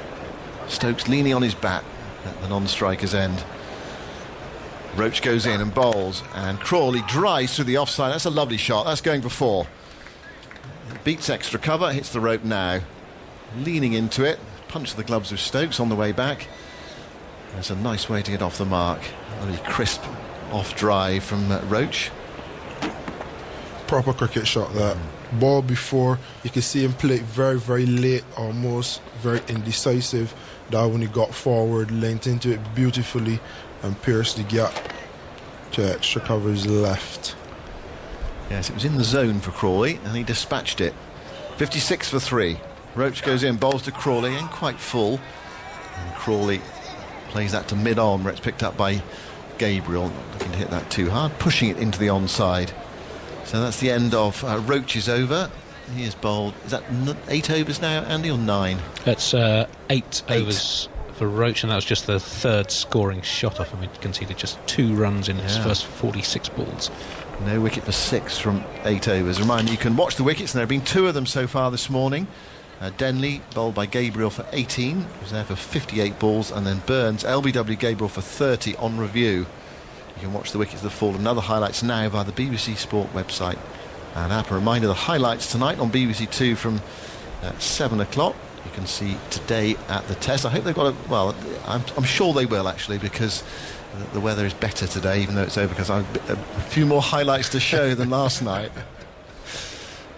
And Ryan, if you want to listen to our commentary without the added crowd hum, you can visit our website, look for the natural sound option. 56 for 3. Gabriel tries again, goes in now and bowls to Stokes, and Stokes tries to leave that, and the ball hits the bat and runs down to Holder, fielding at second slip. And there is no run. So am I commentating at the moment with the hum? Yeah. It's funny, Ed, I didn't really notice it yesterday. It's a nice, I think it's quite a nice sound in the background. Mellow enough. Yeah. There's a bit of the M27 in there as well, which is the motorway behind the ground. It's a lovely countryside setting. We're actually not far away from a big motorway. The car's roaring past, probably, a couple of hundred metres away. Perhaps a bit more than that. It's behind us, behind the hotel from which we're commentating. Shannon Gabriel around the wicket, Stokes, and Stokes gets the bat down just in time on that. There'd have been some inside edge onto the pad there, otherwise there'd have been another big roar for LBW. Rolls out to Shamar Brooks wearing number 13 at backward point, and there's no run. Some of the West Indian players are in short sleeve jumpers and some without. I imagine there's some protection underneath though, underneath their shirts. I'd hope there's some layers. Yeah. It doesn't look to be quite warm over there at all. Yeah. It's not the warmest of days, but I think it is going to get better, the weather. The forecast for Sunday looks very good. Sunshine on Sunday. 3 slips in the gully, 2 saving, 1 on the offside, I'm on the on, and a fine leg. Stokes leans forward and plays very carefully up towards mid-off, and there is no run. Stokes taking the decision yesterday at the toss to bat first because England think the pitch is dry. But West Indies here have got an opportunity, Carlos. Okay, we're in the 28th over of this new ball, but still good bowling conditions. It's 3 out already. The beauty of how things have been set up thus far is the fact that the fast bowlers had a proper run in yesterday, were able to assess the wicket, but still be fresh enough to come back this morning and do it all again. And it seems as though they have learnt from yesterday's finish, because the batsmen have been forced to play a lot more balls today and a lot fuller and straighter. Gabriel, passed on by Kettleborough, goes in now, bowls to Stokes. Stokes drives firmly, straight to wide mid-off, stroke extra cover, halfway between the two, and there is no run. That's Roston Chase, is it, fielding it at mid-off? Yeah, braces on, fingers taped like a mummy. There's Roston. Yeah. Presumably is there some damage to his fingers, or is it just a way of keeping warm? I mean, normally you protect them, don't you, if you've got some damage in the knuckle there? I wonder if he'd be able to use them when he comes on to bowl. Well, you, as a batsman, you'd probably want him to take them off, wouldn't you? Even if only to take him out of his comfort zone. This is Gabriel going in to bowl to Stokes. It's short, it's pulled away, not perfectly timed by Stokes, but he's got quite a bit of it. It's going out towards the deep square leg boundary, and it has just enough on it to beat Brathwaite out there. So Stokes is underway with a sort of hoik for 4, really. It wasn't the most elegant of shots. He didn't time it perfectly, but he is underway. His first boundary as England captain, helping it on its way in front of square as well. I don't mind our short ball from Shannon at all. He's been very, very consistent up until now, trying to get the ball as full as possible, challenging the stump. You need to get the odd short ball in, you need to get the odd wide one in and drag them across, as he did for Rory Burns. So it's important that he gets back on it and starts to hit top of off stump again. 60 for 3. Stokes and Crawley off the mark with boundaries.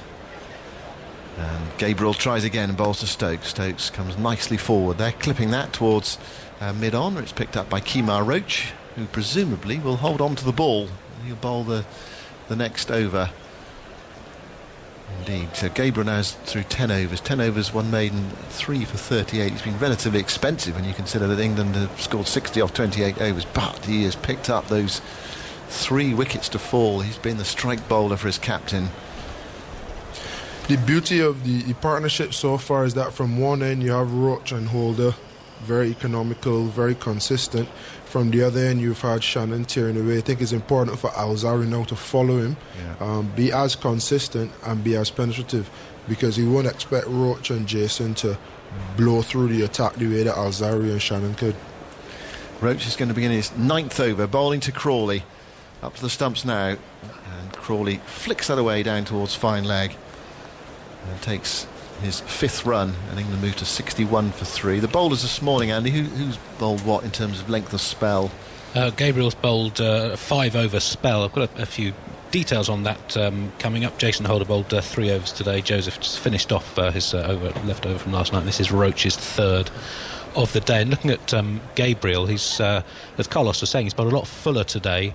Yesterday, a third of his balls were back of a length or short of a length. Today, just 3 in his 5 overs so far, and his speeds have been up as well. He's averaging 87.6 miles an hour today, 86.1 yesterday, but a lot more fuller balls today. About 40% of his balls full today, and that was only about 20% yesterday, so it's much improved.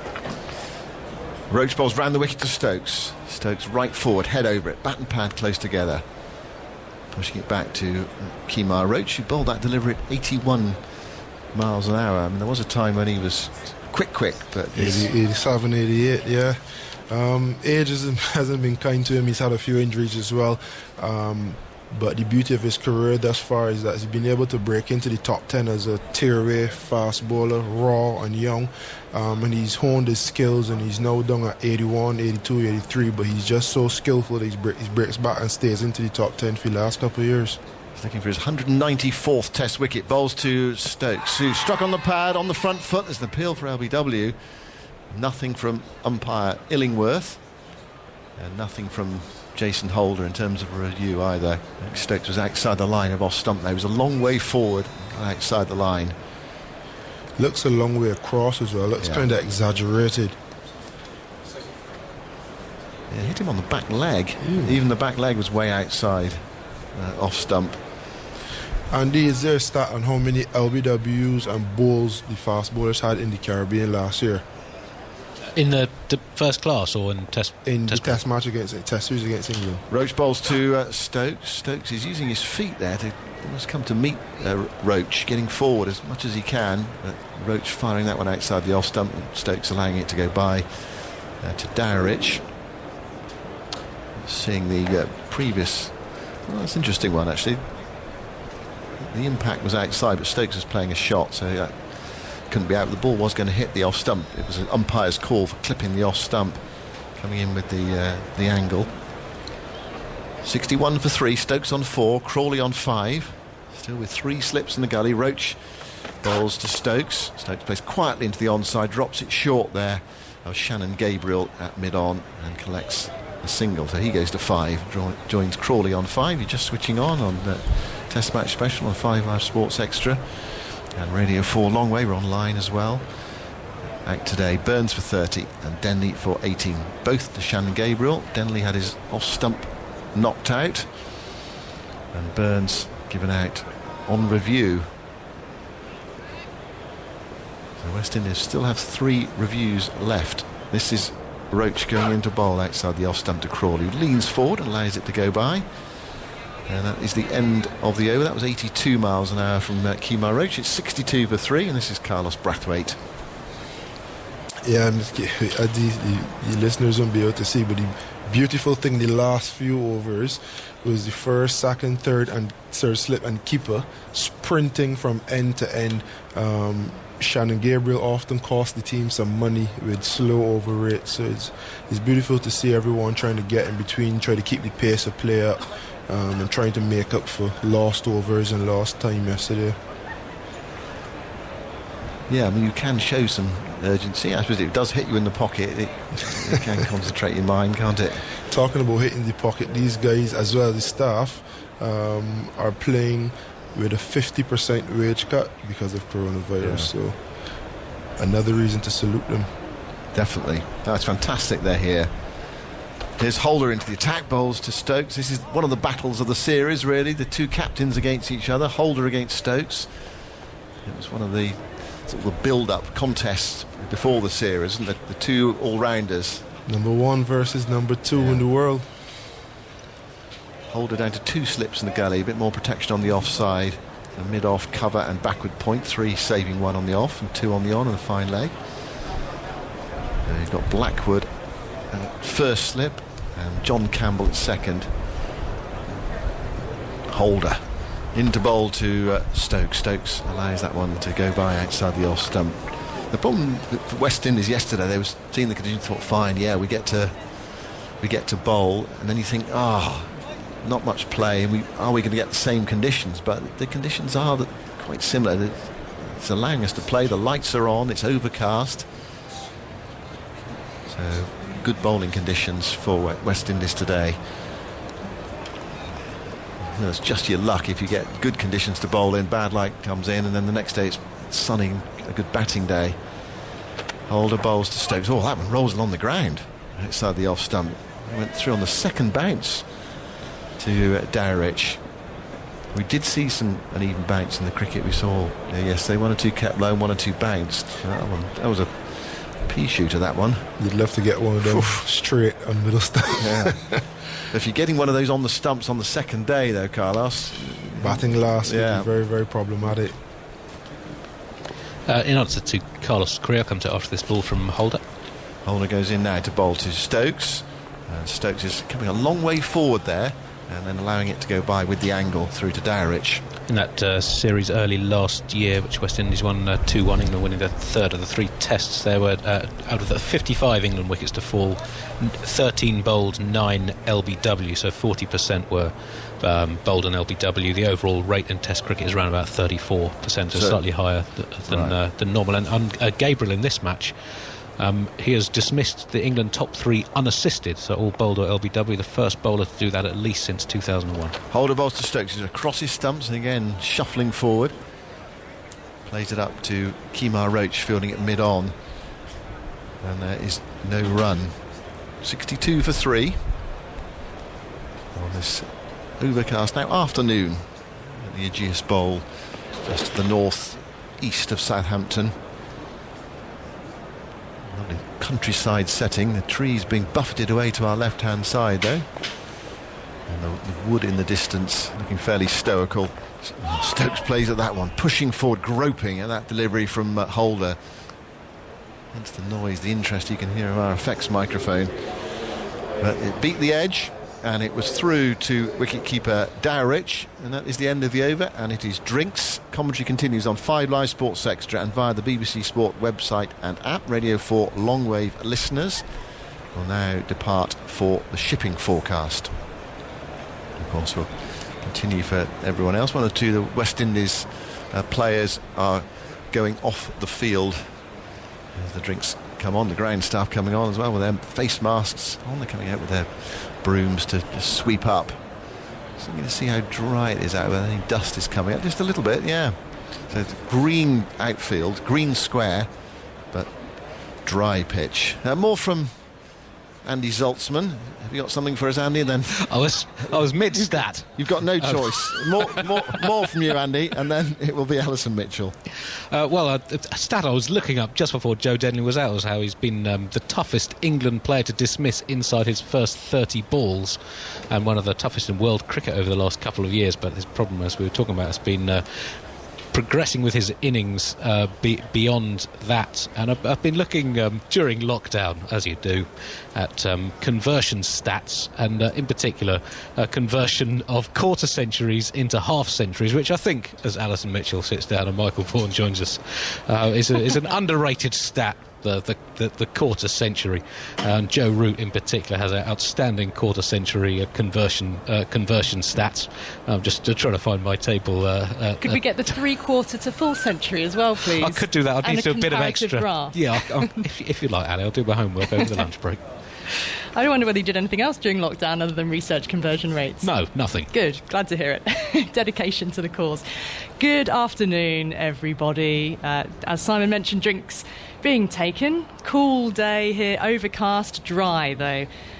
In the hotel as we are on the ground. The first noise I heard this morning was the rumble of a lawnmower and also the blotter, because it had evidently rained overnight. The blotter was rumbling up and down the covers, but pulling the curtains back, you could see that whilst it was overcast, there wasn't any rain falling, so it's been a good start to the day in that regard, and we've got the prospect of a full day's play. England, though, 62 for 3, but Ben Stokes out in the middle alongside Zach Crawley, 5 runs apiece, both of them getting off the mark with boundaries, in fact. And good afternoon to Michael Vaughan as well. How are you? Good afternoon, yeah. All good and well. It's been good cricket. I mean, first and foremost, the weather looks okay. I mean, it's overcast, but so far so good with the fact there's been no rain. The West Indies have been excellent, bowled great channels, good lems, tremendous pace from Shannon Gabriel, and it certainly hasn't looked easy for batting.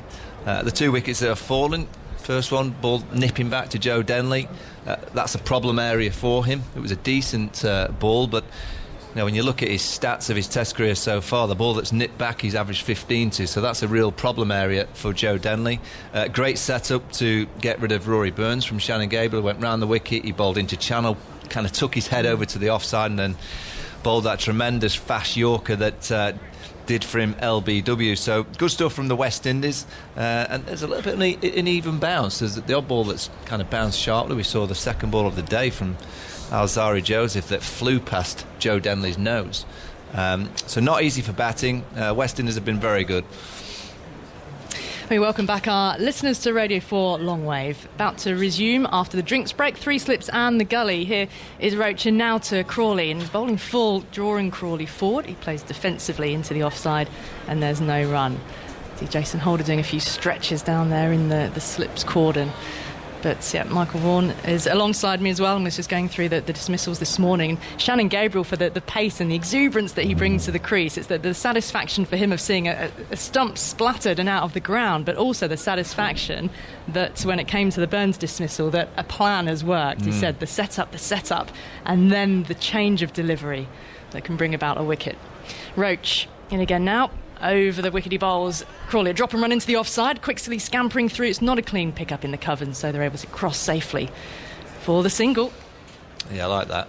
I think when you're on a pitch like this where it is hard to just hit through the line of the ball, you are waiting on a pretty average ball to hit it to the boundary. I think just rotating the strike, right hand, left hand, just dropping and running, get those fielders in tighter, and then it might give you an opportunity just to kind of push it past them for twos.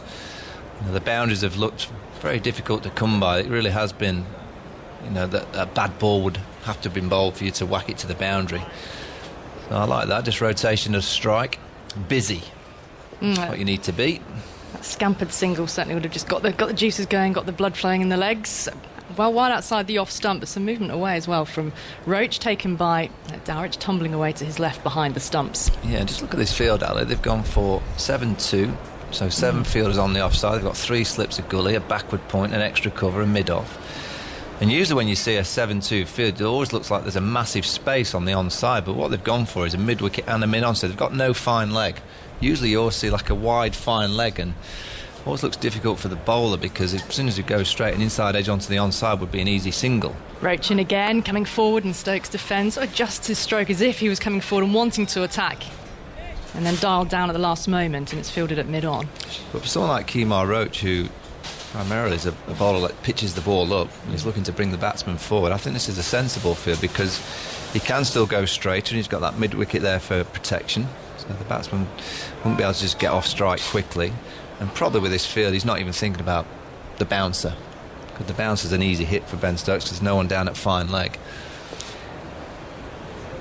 In again, around the wickets, movement away, again a little lower, but a shouldering of arms left alone by Stokes and gathered by Dowrich. And occasionally he's bowling wider of the crease, isn't he? Not wanting to, I suppose, push one across the left hand, which could be glanced away down towards fine leg if he gets it wrong. But here's that ball around the wicket, that ability to angle it in and then nip it away. It's become a real threat of his. Yeah, that's his stop ball, isn't it? He kind of goes with the angle from around the wicket and then he just takes it away from the left hand to the slip cordon. Roach bustles away from us as Stokes moves forward, plays and misses, not far away from the outside edge, but advancing on Roach. Went for sort of a half drive, really. It wasn't a full-blooded drive, but beaten and through to the keeper to end the over. The score remains 63 for 3 with Stokes on 5, Crawley on 6. And a reminder, the men out, the last man out, Rory Burns for 30. LBW Gabriel on review, that was given not out, and it was a good review. Gabriel saying to Jason Holder, no, I want to have a look at this. Earlier Joe Denley, one scoring shot in the day, it was a boundary, but then bowled by Gabriel for 18. Not a dissimilar delivery to that which got Sibley.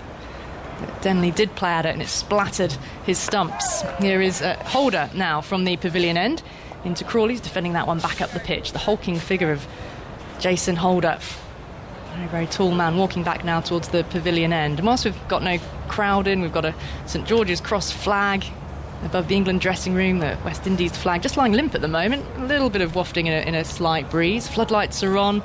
A backdrop of green, Lise, which I like, Michael. Gives a feel of being out in the space after a kind of lockdown period. A nice bit of bounce and carry that time, left alone by Crawley and through to Dowrich. Yeah, I got up early. I just stroll around the golf course. With clubs or without clubs? No, without clubs this one. I might get the clubs out. I've actually just had an email. My car needs to be moved from the car park. Oh, is it yours? Yes. Oh, what have you done? Well, apparently where I've parked my car, they're building something. Oh. So I don't know what the plans are for them to build. Maybe another testing area. I'm not too sure what it is, but my car needs to be shifted. Here is Holder in now and defended by Crawley. Point comes rushing in to pick up. Ali, I would say over the course of the next couple of evenings, I potentially will get the clubs out of the car and manoeuvre myself onto the golf course. So I just walked around it this morning. It looked very nice. Bit hilly. Good condition? Yeah, it looked lovely. There was lots out there playing very early. I was out there at 6:45, and there was plenty. I believe Stuart Broad played yesterday afternoon. Look, he went straight from his... Holder in now. Crawley awaits. Comes drawn forward, defends, angles it out towards backward point, no run. Yeah, straight from the disappointment of the skipper saying, sorry mate, you're not in the side. All right, I'll go and get my clubs then. Why not? If you actually look to the right, I mean, you can't see from where you are, Ali, but the England players are on the top floor of the hotel, and all their balconies are looking over the pitch, and the majority of them on their balcony, all their golf clubs are on. Oh, are they? Yeah, they're all up on the balcony. I think there's been a lot of traffic off the first tee in the last couple of weeks. Stefan, who works with us, he's given us away from his balcony. Crawley, outside edge, drops just short of third slip, I think. The hand is being wrung. And judging by the reaction, I don't think it quite carried Sir John Campbell there. Bit of a stinger, though. Yeah, I think Crawley, just watch the way Crawley kind of just takes that bottom hand off the bat. So he realises he's in a little bit of a problem. Just look right at the last minute, whether it was enough to nullify the ball carrying through to the slip cordon. But I like the way that he defends that delivery. He has the presence of mind to realise he's in a bit of danger and just releases the power from the bat. Last ball of the over, full outside edge again, but it flies away, wide of gully, down towards the wide third man boundary for 4. Oh, interesting last couple of deliveries. Holder finding the edge of the bat. You're right, it's such a split-second decision to make, isn't it? It's how hard to go at it. And that's a fine line between a thick edge or an edge which drops into the ground. Yeah, that was clever from Jason Holder, that last ball. The thick outside edge that went between gully and backward point to the boundary. What he did, he went wider of the crease, so he created a different angle. So Crawley would have felt the angle from which the delivery was coming into him, and it just shaped away from him, and he just tried to work it through that space in mid-wicket. He's fortunate there, but he's moved himself to 10. 67 for 3. It's not look easy. 10 off 25 into double figures. Roach continuing, 3 slips and the gully again around the wicket now to Stokes. He leaves it alone, shouldering of arms goes through to Dowrich. Speaking of balconies, were you serenaded this morning like I was, Michael? With Jonathan was out on his balcony at about 9 a.m. Was he? With his ukulele. How has he got into that? It was a lockdown project. Is he any good? Well, I was actually recording my Stumped programme at the time, and I could just hear this lovely little gentle strumming, sort of a ding-a-ling-a-ling-a-ling going on in the background. What is that? And I sort of strained my neck because Ageas' room is just next. It's the first next to the studios. Here is Roach around the wicket, and Stokes. Well, he's shaped to play. It went past him, beat him. He shaped as if he was going to bring the bat down, and well, I think Roach is finding a good line to Stokes here, the left-hander. It's a late movement. This is his go-to delivery to the left-handers. Swing away. Kemar Roach, yeah, you can see that the shiny side's on the leftish screen, so it's the outswinger to the left-hander. It went late. Ukulele, Ageas. Listen to what Joe Root plays as well. Yeah, he's quite good at that. Roach in again, Stokes advancing, coming forward, and he's played a very straight back past the bowler. Only onside for 4. Well, an on drive, full face of the bats. And he's taking Roach on by advancing on him, is when the swing is late. trying to negate that. Yeah, that's a class shot. I mean, he manoeuvres himself out of the crease. He just gets that big, what's a wide bat. And it's a full length delivery. He sees the gap between the stumps and mid-on. That's a tremendous shot. You just see him walking down the crease, so he's not worried about the pace of Kemar Roach. He's trying to nullify that swing by getting a little bit closer to it. Found the gap between Zach Crawley's legs as well, looking at that replay. At least Zach Crawley made a gap, which is probably a good thing for the sake of his ankles. Around the wicket again, Fuller once more. Up to mid-on, hasn't timed at that time. Stokes picked up and no run. 71 for 3 with Stokes on to 9. Well, I've got my guitar with me as well, so I don't know at some stage I must challenge Ageas to a strum-off or a little duet. Are you any good? I've got a folding guitar. It's a travel guitar. It's got a hinge in the neck, so it packs into a rucksack-sized bag, so it's much easier to travel, take it on aeroplanes, fits in the overhead lockers, no problem. I've seen those folding bikes. They've become very popular, haven't they? Definitely. Roach. In again now. Away swing left alone this time by Stokes through to the keeper, and there's no run. Actually, I've got brave and put a clip on Instagram during lockdown, which I'd never done before. I think people are quite surprised. I was okay. Okay. If you don't mind saying so yourself. Well. And what was the song? What were you? Do you sing along or? Do No, you just, no. I just definitely instrumental, didn't. No, is it? this is an Eric Clapton instrumental. Right. Which song? Signia. That's how you pronounce it, right? S-I-G-N-E. I'll have a look for that, Ali. Here goes Roach around the wicket, stepping across this time, shouldering of arms, lets it go through to Dowrich, but good movement by Roach. 71 for 3, Stokes 9, Crawley 10, Burns, Sibley, Denley, the men out. Ollie Pope due in next before Butler, Bess, Archerwood, Anderson. These two looking to build a partnership now and try and take England through until lunch, which remains at 1 o'clock today. Tea pushed back to 4:10 to get the overs in. Well, Zach Crawley here has got a tremendous opportunity because, you know, it's obviously about the team, but, you know, when you're a young player, you've got to work a way of making sure you stay in the side. And if he gets a score here with the fact that Denley's failed, Sibley's failed, Joe Root comes back in next week. Order in full now. Big appeal for LBW. Did it get him low on the pad? Inside edge maybe is the only thing I think can save him here. They're going to review it. They've reviewed it straight away, Jason Holder, so he doesn't think there's an inside edge. Looks very straight. Kind of playing across to that mid-wicket region. Very similar to the one that he outside edge down to third man. Well, they've successfully reviewed one this morning already. TV umpire to director, we have a play review for LBW. On-field decision is not out. Start with front first, please. Crawley, the batsman, to fair delivery. 10. Front on spin vision, please. Michael Goff, the third umpire. Oh, it looks close. Okay, just rock and roll that very slowly, please. Just whether that bat hits the toe of his foot or the bottom of his bat. Nothing conclusive there. Can we have ultra edge one available, please? Looks to me like ultra edge is going to have to save Zach Crawley. Whether the angle's going down doesn't look to be. Okay, just go back, please. No ultra edge, Ali. And rolling through forward so the spike is before it reaches the bat. Yeah. Michael Goff's read that correctly. Yeah, you can see Zach Crawley staring at the screen. He knows this is nervous times for him. Very slowly, frame by frame, so the spike is before it's reached the bat. Next frame, please. And next one. Yeah, you can see clear daylight between bat and ball on the left-hand side with no spike. So I'm ready to go through to ball tracking one available, please. So no inside edge. Ball tracking coming out. This could be trouble. Unless it's going Impact down. is in line and hitting the wickets. Richard. Hitting 2/3 of the way up, leg stump. And Crawley goes. You're on screen now, Richard. Finger is raised. Crawley's gone for 10. England 71 for 4. The wicket goes to Jason Holder, who's all smiles. And well, where does this leave the Denley-Crawley question as well? As a second innings to come, of course, with Joe Root set to return after missing this test match, but yeah, the ball nipping back in. Yeah, just looking at that, you can see the bat angle. It's angled towards mid-wicket because of that angle that Jason Holder's delivered. He's just gone a little bit wider of the crease, but when you look back to the last ball of Jason Holder's last over where he played a similar shot and he got lucky with the outside edge which went down to third man, as a play you've then got to start, I've just got to hit the ball where it's come from, and again that angle's been created and he's played across the line of the ball rather than showing the full face of the bat. It's a mistake from Crawley. Good bowling from Jason Holder, but it is a mistake. 4 wickets down. The West Indies have got a real sniff. 71 for 4 in these conditions. Pope out there now with the captain Ben Stokes. Now the West Indies are saying, can we have a 90 for 6?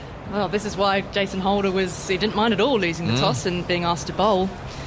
But when you look at, I suppose, Denley and Crawley, there is a second innings to come, but it's up to Crawley, isn't it, to take the initiative to make a big score to force Joe Denley out if Joe Root's coming back in. Yeah, correct, and that's why I was talking about it. If he's out now, so it's kind of irrelevant, but if he could have got a score, you can't be dislodged from the side.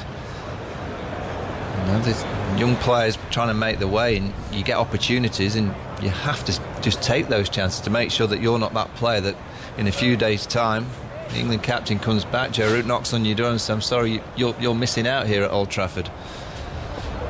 Ollie Pope is a new batsman. He's on strike. 3 slips in the gully. Holder over the wicket in, and he's coming forward and playing a solid, confident-looking defensive stroke up towards mid-off.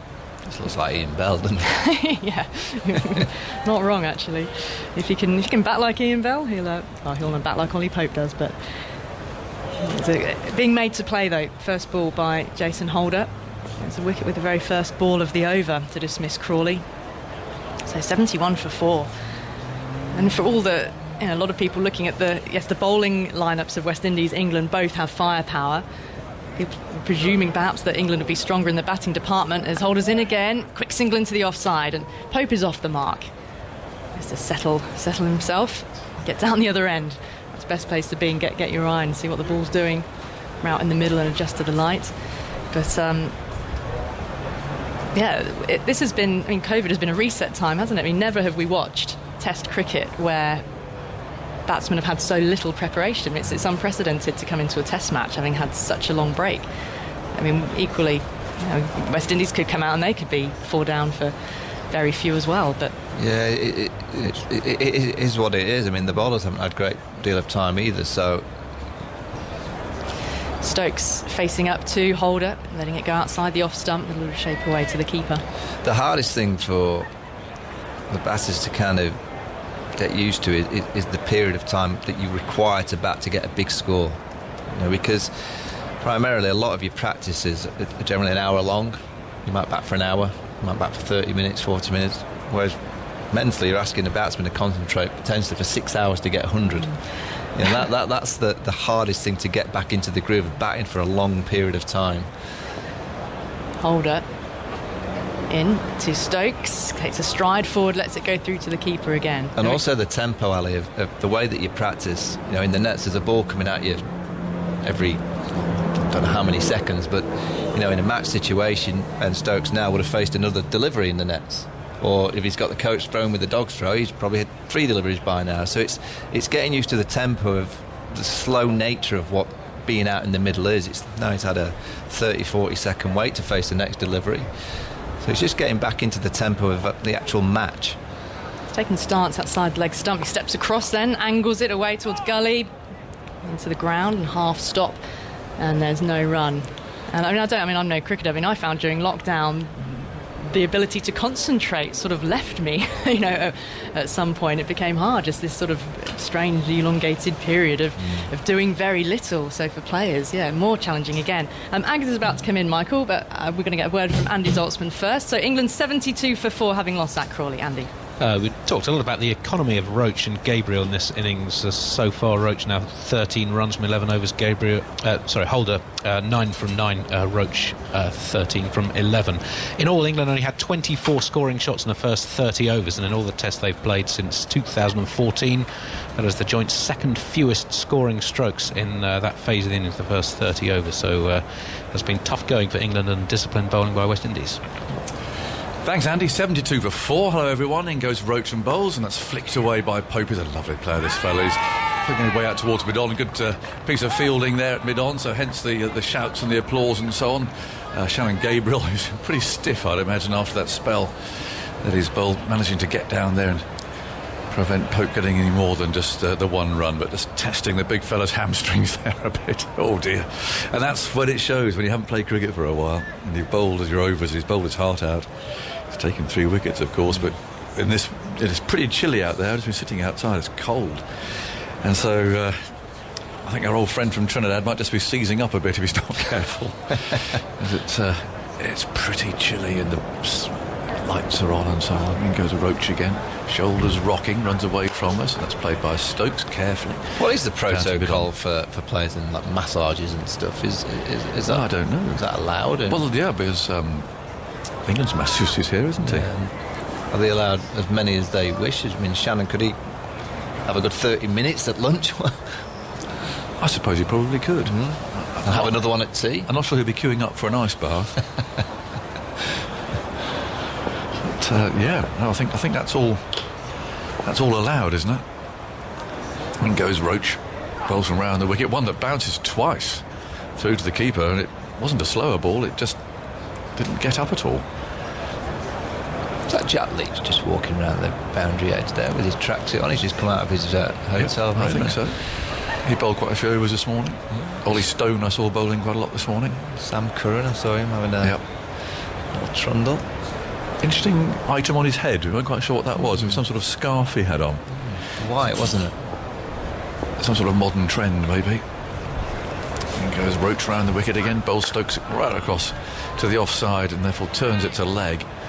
I was just talking to Ali about the batsman getting used to the tempo of the match situation rather than in practice you face ball after ball after ball and you hit loads of ball for an hour.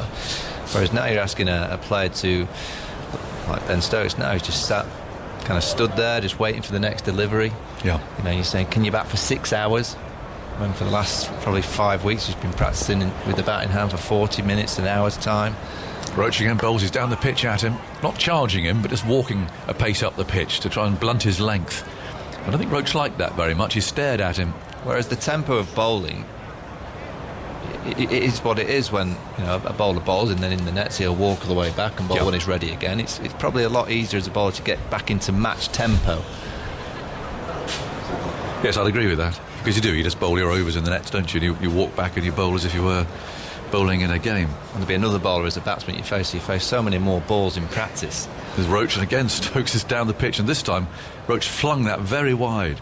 Was inviting Stokes to chase it, but it's not an attacking advance down the pitch. He's just taking a yard of length away from Roach, trying to shorten the length and therefore reduce the likelihood of the ball swinging.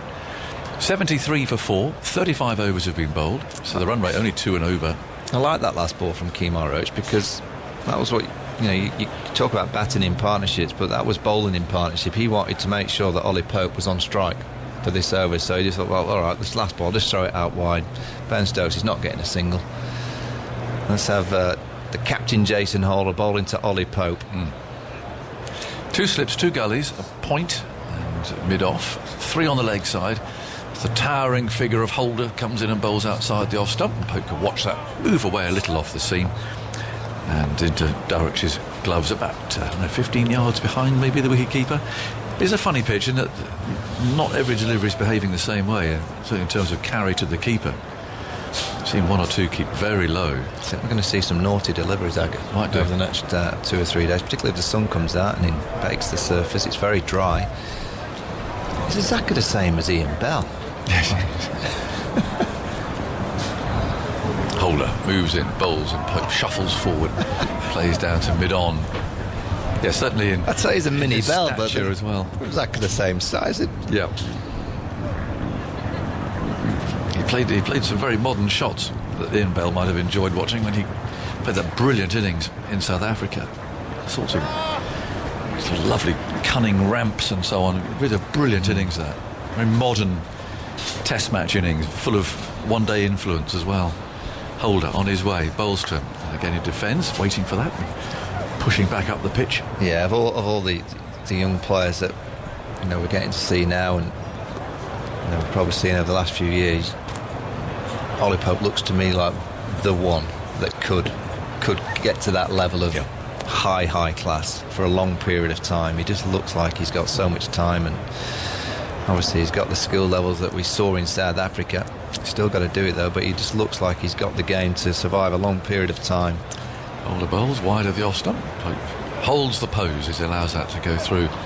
He just looks like he belongs, and like Stokes does too, but these really, really talented players, they just look totally at home out in the middle, don't they? It's their domain.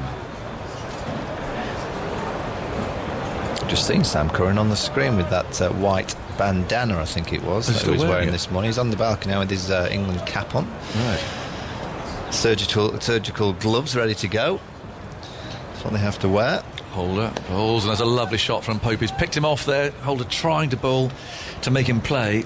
He's just got it a bit too straight, and that's the ruthless streak that you get in these batsmen now. You just drift onto their pads and bang, 4 runs through mid-wicket.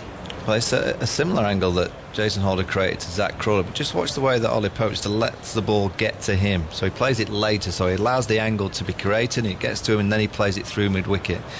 If you look at Zach Crawley, he just gets there a bit too soon. With that front foot, he goes over to the offside, and he's just had it a little bit too soon. And then he ended up playing across the line of the ball. That was perfect batting. Yeah, beautiful stroke there. Frustrating for the bowler. He's just erred a little. He's bowled a little bit too straight. Holder again bowls to him, and now he drives a lovely wristy drive off the front foot through the covers this time. 2 really classy strokes. What's he been doing in lockdown? What a shot that is. Alex Stewart throwing balls at him for months. Beautiful shot. What a little bit wide. He just threw his wrist at it, and a beautiful shot. Well, I reckon wristy flick. I reckon those last 2 deliveries you could just put on a DVD to young players and say that is balance. That is balance of staying upright and allowing the ball to get you to play that shot through the onside, and then the balance of seeing the ball just outside off stump, getting that front foot going towards it, just using your hand, not trying to hit it too hard, pure timing. Lovely start for Ollie Pope. Jason Holder conceded 9 runs from his first 58 balls and then 8 from 2. Take him off. Not a lot wrong with that ball, really. Just a little bit of width. Again, it's all about the compensation, isn't it? He got picked off the ball before for bowling a little bit too straight, so this time a little bit wider of the off stump. It's just immaculately driven. Beautiful shot, the best shot we've seen for months. Alzari Joseph returns. He finished off the over that was hanging around overnight, as it were, and now he starts a new over from this end. He's changed ends, and Stokes drives the first ball to mid-off. 81 for 4, the 37th over of this innings. No interruptions today, which is great news. Still lots of cloud, and the floodlights are on.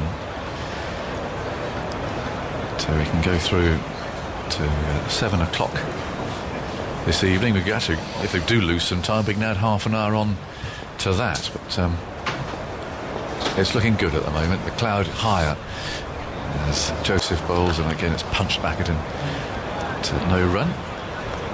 Joseph takes the pace off that, and the ball picked up by the man coming in from cover. 81 for 4. Alistair Cook's alongside us. Afternoon, Ageas. Do you enjoy those 2 shots? Different game he's playing, isn't he, to everyone else who's been out there. That is just pure and utter class. Yeah. Joseph wearing number 8. He doesn't run very far. Lean figure bowls, and Stokes, good looking defensive stroke, sends the ball down to mid-off. Rather a crouching bowler, Joseph. He doesn't use his full height when he's at the delivery. He's a little bit shrivelled.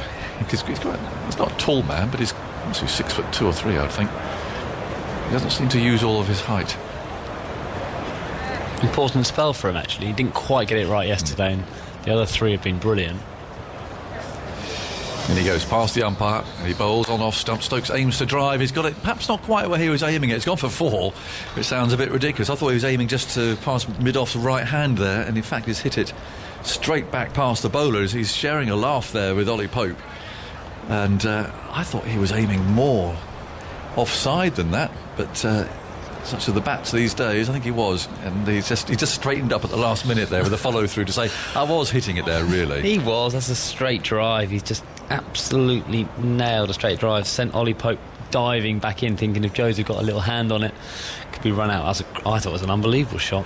Here goes Joseph again. There, and he bowls, and it's short, and he's mistimed his pull shot. He was looking to swing that away towards the groundsman. missed time, but that's the pitch again, because it has been a bit too paced. You can just sense Ben Stokes.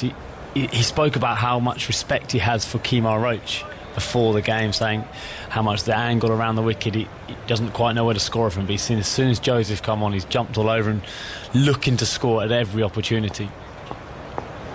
2 slips a gully. England 85 for 4. Joseph over the wicket, moves in bowls, and Stokes gets a wide-ish delivery outside the off stump and drives out to cover. And there's no run. He seems to have his eye on Joseph. 85 for 4. Stokes 13. And Ollie Pope has 10. The men out today. Denley for 18. Burns for 30. And Crawley for 10. So that debate, as it were, Denley, Crawley, so still there, isn't it? Someone's got to make a tricky decision, and unless one of them scores a heap of runs in the second innings. Are you speaking to Ed Smith today? I am. Ooh, you might as well just ask him. I will do. Ask about Stuart Broad as well. Here's Holder. That's turned out towards mid-wicket. And there's no run. Yes, they're announcing a squad of one-day players, not involving the Test players. If you get what I mean. Yeah. Because they're still going to be involved in this series, but this is for the squad to play Ireland in the one-day internationals. So we're talking about that. But you're not really going to talk about that, are you? You're going to just ask him one about or 2 items on the agenda that I've jotted down. In comes Holder, bowls, and Pope looks to work into the leg side. He's just beaten the man there at mid-wicket, and he'll come back for a couple. That's Chase running after that. 87 for 4. You're going to go easy on him because he worked with you in the TMS squad? Oh no, never go easy on these administrators. Hold them to account, we say. Bring your hard hat, Ed. It's interesting to find out what their thinking is, isn't it? I mean, there's so many players involved in these squads. Are they picking another 25-man squad for that as well? Yeah, well, yes. What I don't know is what's happened with the Test players for that. The Ireland matches. This is Pope being brought forward this time by Holder and playing up to mid-on. So whether they give the Test players a bit of a break. I mean, some like Ben Stokes. They've just had 3 months off. They have indeed. They'll have played 3 Tests, aren't they, back to back? Yeah. Then there's the week in which Ireland are on, and then there's the 3 back-to-back games with Pakistan. So I mean, it would seem like a good time to give people a bit of a break. But yeah, I'm not sure they're going to be playing in that, are they? No.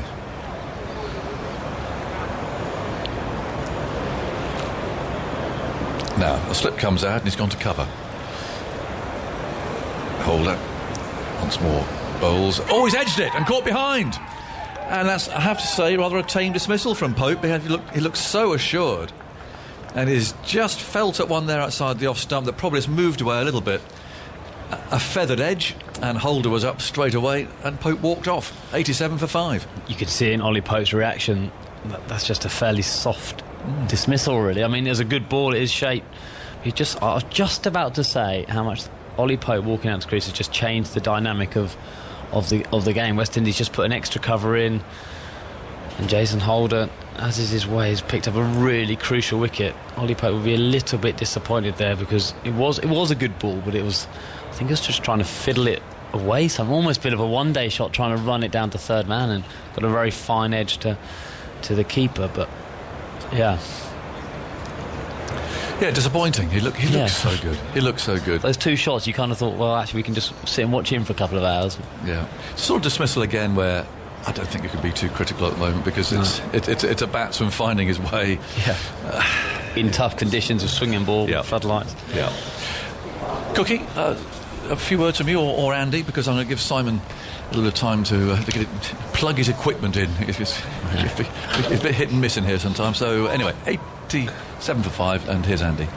Yes, bit of a niche stat. England's top 4 all-out bowled or LBW. It's only the 3rd time all of England's top 4 have been out bowled or LBW in one innings since June of 1998. So that's 500 or so team innings in that time. That's only the 3rd time top 4 all-out without the intervention of any fielders. The last occasion, Alistair, was Edgbaston 2017, when you were one of the victims, albeit for 243.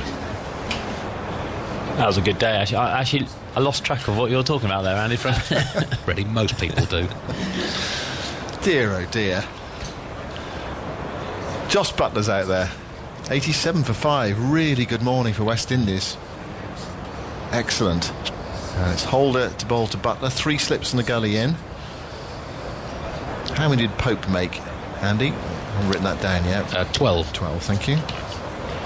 87 for 5. Butler taking his time around the field. People have been questioning Josh Butler's place in the side. It's a good opportunity here. Here is Holder bowling to him outside the off stump, leans forward and lets it go through to wicketkeeper Dowrich. Stokes on 13. It wasn't long, was it, ago that everyone was saying should Josh go on that tour to Sri Lanka? Ed Smith picked him, backed him for that tour. Once that tour unfortunately didn't happen, but here he is now, 3 or 4 months down the line. It's a big test match for him, a big series. It really is. Butler waits, bat raised, Holder bowls to him, and Butler drops that onto the pitch in front of him, just fractionally to the leg side, and there's no run, and that's the end of Holder's over. That was under 80 miles an hour, that delivery from Jason Holder. It shows you don't just need pace to blast batsmen out. There's all sorts of ways of getting batsmen out. It's taken 2 for 19. Stokes 13, Butler yet to score out today. Burns for 30, Denley for 18, Crawley for 10, and Pope for 12. 3 for Gabriel and 2 for Holder. How did you deal with dropping a player, Alistair? Was that the hardest bit of captaincy? I mean, or I suppose the selectors did it in a way, but there must have been times when you were totally involved in that decision, having to go to a player and say something. Absolutely, it was part of the worst part of the job. Telling a player that they hadn't made the final 11. That was the majority of the time. Joseph bowls to Stokes. Stokes in behind it, playing into the onside. Joseph's across quickly to pick up a short mid wicket, and there is no run. Like on tour, you get your squad, and then you're picking the team from there. And then, in England, most of the time, you pick a 12-man squad, so you kind of know, you've got to pick that extra fast bowler for injury cover on the morning or building up to that. And it's just not an easy conversation. The guy you've played probably a lot of cricket with, or you're sharing experience, telling him, I'm sorry you haven't made the 11. It is uncomfortable. Joseph bounding in, bowls to Stokes. Stokes plays that calmly, quietly. This time into the offside. Joseph fields off his own bowling, and there's no run. How would you do it? Is it a knock on the hotel room door, or is it after training, and the player would see you coming up to him and thinking, oh no, here we go? Well, I say in England there'll be the 4 or 5 full pass bowlers, and you're making that choice, and you say, can I have a word with one of them? And if they know it's between, most of the time they knew it's between. Joseph bowls to Stokes. Stokes dry straight to mid off, and there's no run. It's between him. Say it might have been between Stephen Finn and Tim Bresnan. Jimmy Anson, Stuart Broad would have played, and then it was between them. And you didn't know which one to go first. Do you tell the one who is playing first, or do you tell the one who's been dropped? It is just uncomfortable. I just tried to tell them the truth as much as I can, saying this is the reason why. I'd love to have another chat later on. I always let the emotion let them tell, and then not really give them a chance to answer back quite then. Joseph bowls, Stokes forward carefully, running that away into the offside, straight to backward point, and there is no run. Try not to have an emotional conversation there and then give them the opportunity over the next 5 days, if they're still in the squad, to chat about it. And most of the time, there's the sense behind the decision. If they'd have taken, we're talking about a bowler here, if they'd have taken, 16 wickets in their last 2 test matches or whatever, they'd still be playing. So they kind of know it's coming. Same as the batter, say Ben Duckett, when we left him out of that India tour, he knew that there was he hadn't scored the runs. Joseph bowls, and Stokes in behind that, playing defensively, back up the onside of the pitch, and there's no run. That he would have liked, so most people see it coming. Obviously, on this occasion, say the Stuart Broad decision, that would have been a really, really tough conversation, especially for a first captain to do it. And Ben is he's a deep thinker. He's a sensitive soul on certain things, and the respect he he commands, but also the respect he has for Jimmy and Stuart. I think that would have been probably one of the harder conversations ever to have. 2 slips in the gully for Joseph, bowling to Stokes. Stokes gets one outside the off stump. Good carry through to Dowrich there, but Stokes doesn't have to play at it, and that's the end of the 39th over of the innings. 87 for 5. Stokes has 13, and Butler's just faced a couple of balls yet to score. Do you think, I mean, you talk about the captain making the decision. I mean, is it just the captain or the coach involved? And I wonder whether Joe Root would have been involved as well in the decision for the first Test match. It sort of affects the second Test match as well with him coming back. Joe must have been involved in some of that decision. He can't have just said, I'm going off for 2 weeks, do whatever you want, Ben. He must have been involved. Chris Silverwood, it's the captain, the coaches sit there and do it. That final decision. Holder begins a new over, bowls to Butler outside the off stump. There's no stroke. Those two, Stokesy and Joe, must have sat down. They must have done it. Would have made no sense if they didn't. Yeah. But also Joe might have wanted just to let Ben captain the way he wanted to do. But it would have been a surprise if Joe had turned on the TV on yesterday morning and seen that Stuart wasn't playing and he knew nothing of it. Holder back to the top of his mark. West Indies rattling through their overs here. Here's Holder bowling and nudged away by Butler for his first run. Backward a square. Letting the ball come to him, guiding it away. So he is underway. And England to 88 for 5. Tootling along at just over 2 runs per over. This is the 40th over of the innings. Do you think most people actually sort of knew it was coming? They sort of were in the firing line, really. And yeah, you do. You'd have to be quite naive, unless it's a totally left field decision. But even if it's a tactical decision, say you went in with 2 spinners, say an Indian would played 3 and 1 in the previous game. So, the Ahmedabad game in 2012, we went 3 and 1 with Samit as the second spinner, and then the next game in Mumbai, we went. Graham Swan and Monty Panasan just played. I think it was Stephen Finn and James Anderson as our 2 seam bowlers. So that was a tactical thing. So they might not have seen that, but you can explain that, and there's kind of like it's a very easy conversation because Holder around the wicket to Stokes. No stroke from Stokes. It was on about 6 stump line, quite wide. Stokes allowing it to go through, but good bounce from Holder. He's a tall man. He does get the bounce, of course. He's not quick at all by hovering around the 80 mile an hour mark, but his major attribute is that bounce he can generate, and just unusual to face someone who's quite so tall and that different angle, that trajectory through the air. It is different. Holder starts off again from the Bransgrove Pavilion end, bowls to Stokes, who covers up to a ball perhaps fractionally outside the off stump, but he couldn't take any risk there with the ball coming in with the angle. With Holder bowling round the wicket, the ball goes away on the offside. Would you have seen much of Joel Garner other than on just TV clips? No, just on TV clips, and I'm very glad I didn't play in that era of that, because that's kind of Jason Holder's height, isn't it? But quicker. But quicker. I'll give you, he was quicker than Jason Holder. Yeah. And had a wonderful Yorker as well. 88 for 5 in the 40th over. Holder bowls. Played away nicely by Stokes. He's looking for 2 here towards square leg. It's one of those one-day international 2s, but they can't get it. The man's at deep back with square leg, rushing in. It was one where you play it to the edge of the circle in a one-dayer and come back for the second, but they couldn't quite pull it off. If these 2 couldn't get back for 2, there's definitely not a 2 there. They're very quick between the wickets. But it's a big outfield here at the Ageas Bowl. So actually, when you play one-day cricket here, you do split. Well, these guys don't. They just say about hitting 6 and 4s. But when we used to play, there's lots of 2s available on this ground. So that was almost one, but certainly wasn't worth the risk. 89 for 5. Stokes on 14. Butler back on strike. Holder bowls to him.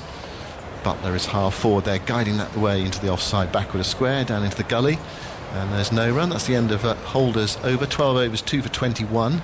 It's 89 for 5 after 40 overs. And one of the things about Joel is he was so accurate, and he had that height and pace and that Yorker.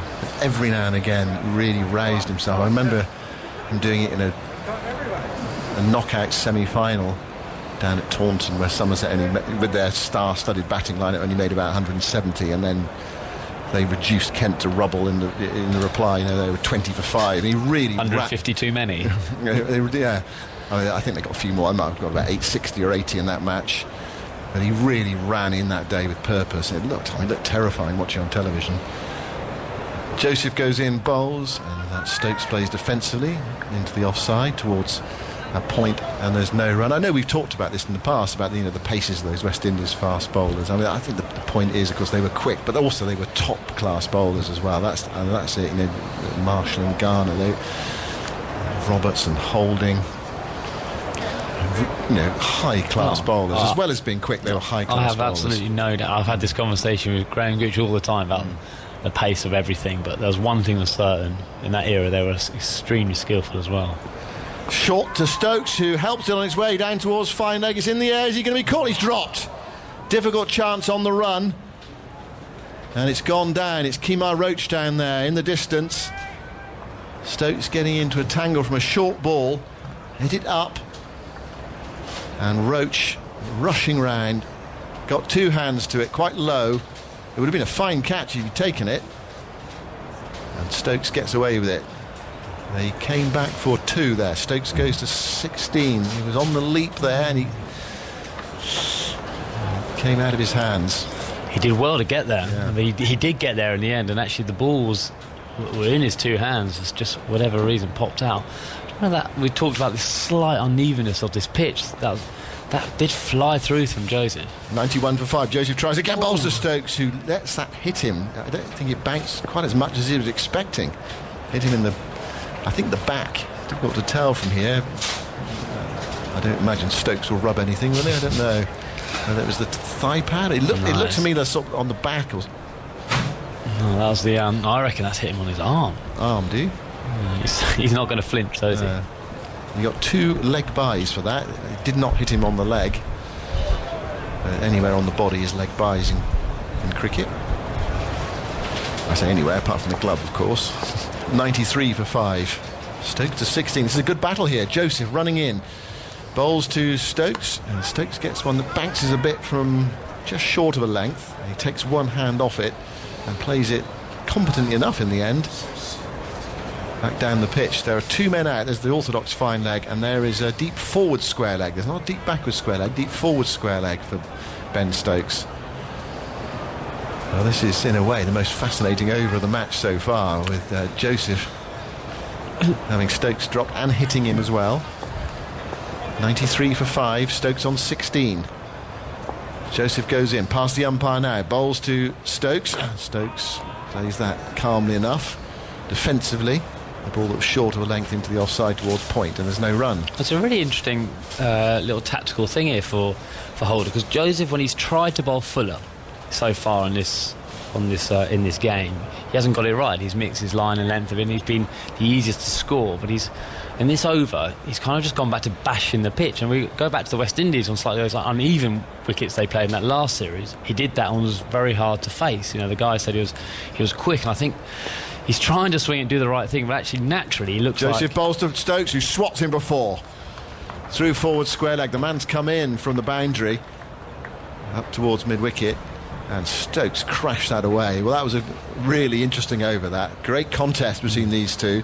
Ultimately, I suppose Stokes won it because he survived and hit him before, but he could so easily have been dismissed. 97 for 5, Stokes to 20. That was a thrilling shot to end the over. A magnificent blow from Stokes, but he was lucky as well. Yeah, brilliant shot. Again, I think that was a poor ball because he brought him up to keep Joss Buttler on strike, to Holder with his away swing and challenge Joss in the channel. So that was a poor ball, but actually him hitting the pitch seems to get a bit more out of his action, a bit more snap, and gets more pace on the ball. It's not the traditional way to bowl in these conditions, but he might get the best out of Joseph and give him a bit of confidence. New over from Holder. Bowls to Buttler. Buttler puts the bat there almost, and allows the ball to come to him, and it takes the inner part of the bat, goes backward a square, and Buttler trots back for 2. Goes 3/4 of the way to the boundary there at deep backward square leg. From no more than it wasn't even really a push, really, just letting the ball hit the bat and glided away. 99 for 5, 6 minutes to go until lunch on this second day. And is this where Buttler made his debut against India? Was it here he made his debut? Got 80 odd. I think he likes playing at this ground. He's on 3. Holder turns, goes into bowl to Buttler, and Buttler clips this down towards fine leg. Alzari Joseph is there. And they go through for another run. 100 for 5 on my television monitor. The scoreboard away to our left-hand side says 97 for 5. It may have got stuck. It's 100. It is 100, thank you, Andy. In this, taken England 41.2 overs to get there. Butler's debut was on this ground 2014, as you say, against India. Made 85 from just 83 balls in an England total of 569 for 7 declared. Stokes 20. Back on strike now, and there's that man out again. Deep forward square leg and a fine leg in as well. Holder bowls round the wicket to Stokes. Stokes leans forward and pushes it back to his fellow captain, who picks up, and there's no run. The game has really moved on this morning. It's been fascinating cricket. It's made up to some extent for yesterday's lack of action. And we've talked about this pitch a bit. There does seem to be some uneven bounce. One or two have kept low. There's one this morning. It rolled along the ground outside off stump to Dowrich, just about stopped it. And one or two have bounced as well. Holder to Stokes. Stokes gets the ball outside the off stump, lifts the gloves and allows it to go through to Dowrich. Butler also had a crucial innings of 69 in the most recent test against India on this ground in 2018 in the second innings, in a very tight game, in a game that England ultimately got up to 271 in their second innings thanks to Butler's runs and some good hitting from Sam Curran at the end, and won a very tight game. Well, that was Butler's purple summer, wasn't it? He came back and did really well. And, not so much since then. Stokes is on strike at the moment. Lets that one go by from Holder. And through to Dowrich. The lights are on still. It's still overcast, but brighter than yesterday. An uninterrupted morning session, which is fabulous to say. Yeah, talking about the interruptions, I got a text message last night, Simon, from my mother. And dear, have I said something? No, you haven't said something. Oh, right. But she set Andy a challenge. Oh, right, okay. Holder bowls to Stokes. Stokes lets that one go as well in that channel outside the off stump. Too wide to tempt Stokes. End of the over, 100 for 5, 42 overs bowled. Stokes 20, Butler 4. And the challenge? Well, yeah, I won't read out the whole message, but she was asking me about how the bubble was and how the food was like. But she asked me that it seems to be on Wednesday starts in test matches, but have there been more rain interrupted starts on a Wednesday than there have on a Thursday? Now, does your mum score for her cricket club? That seems quite a... She has umpired, she has scored, and but knowing my mum as I do, knowing that she might have that written down somewhere. I wonder if she's actually challenging you, Andy. Well, I don't have a filter for games beginning on Wednesdays. However, I did do some general research because I don't believe the sample size of Wednesday starting test matches is statistically significant on rain on different days of the week. And you've actually done this research, right? Well, I say I've done the research. I found an article about it. Oh, right. Hold on a second. Here's Alzari Joseph bowling to Butler outside the off stump, forced away by Butler off the back foot. It's not going to be 4. It's not going to be 4. I don't think, although it's rolling down the hill, it might well go for. It does go for 4. Well, that was remarkable, really, because it was no more than a push from Butler off the back foot. I say it down the hill. It looks like there's a slope here. There might be an optical illusion, but it goes to the extra cover boundary. It kept the fielder interested right to the rope, and Butler picks up a boundary. It takes him to 8, and it's 104 for 5. Yeah, like a back foot cut, stroke, push, went through extra cover, and it didn't look like he timed it at all.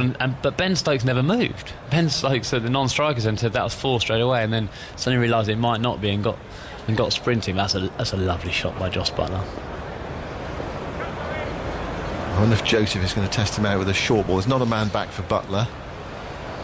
Joseph bowls full, strikes Butler on the pad. There's interest in behind. That was what you can hear in our effects microphone. It was the 3 slips who were going up. Blackwood, Holder and Campbell, but nothing from Alzari Joseph. He knew that was going down the leg side.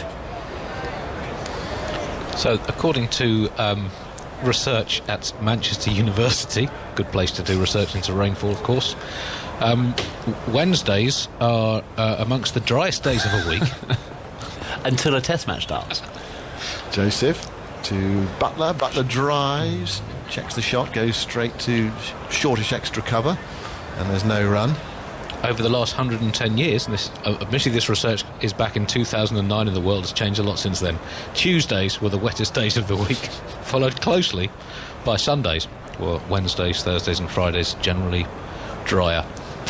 Tuesdays are the wettest day of the week. Yep. Is that in the north or the south, though? Well, I think this is for Manchester specifically. Right, OK. Alzari Joseph outside the off stump, no stroke from Butler. They like that from behind the stumps. West Indies slip cordon. Perhaps put a bit of doubt in Butler's mind whether to play or leave. He did leave. So I don't know what this prejudice against Wednesdays that your mother has, possibly due to the fact that you were born on a Tuesday. Was I really? Yeah. I don't know if you had a tough first night. She's hated Wednesdays ever since. How long did it take you to find out that he was born on a Tuesday? About 30 seconds. Oh, right, OK. Joseph to Butler again. Butler puts the bat there, allows the ball to come to him, thick inner part of the bat, makes contact with the ball, it goes back with a square, and Butler gets another single. Butler on 9. England 105 for 5, starting off at 35 for 1 this morning, so clearly West Indies morning.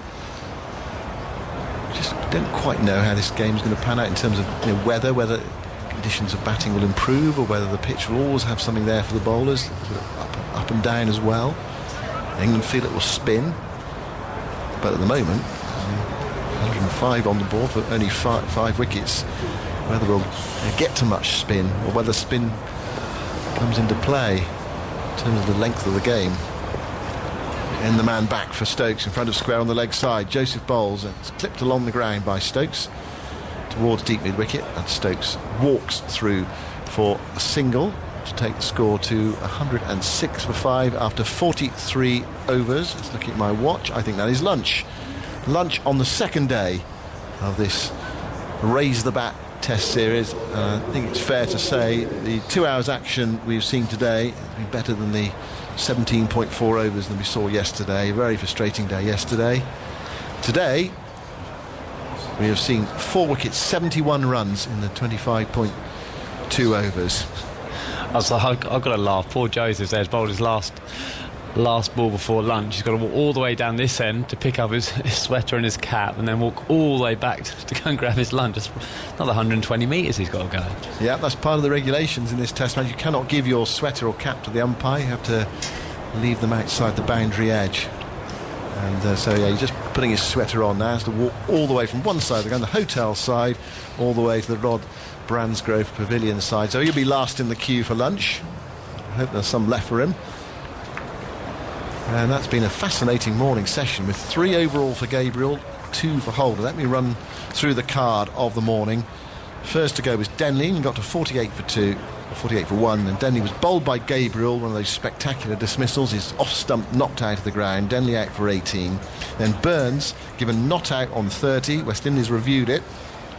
Burns out LBW to Gabriel for 30, 51 for 3. Crawley also given not out against Holder. That was reviewed, and that was overturned as well. That was smacking firmly into leg stump, as indeed was the Burns dismissal. Crawley out for 10, and then Pope edged behind to Dowrich off Holder for 12 after playing 2 delightful shots. West Indies have got very little from the umpires in terms of the LBWs. They've used the DRS really well, and there was even the Burns one when he played no shot early on. That was clipping the outside of off stump, but if it had been given out, it would have stayed with West Indies. That was turned down.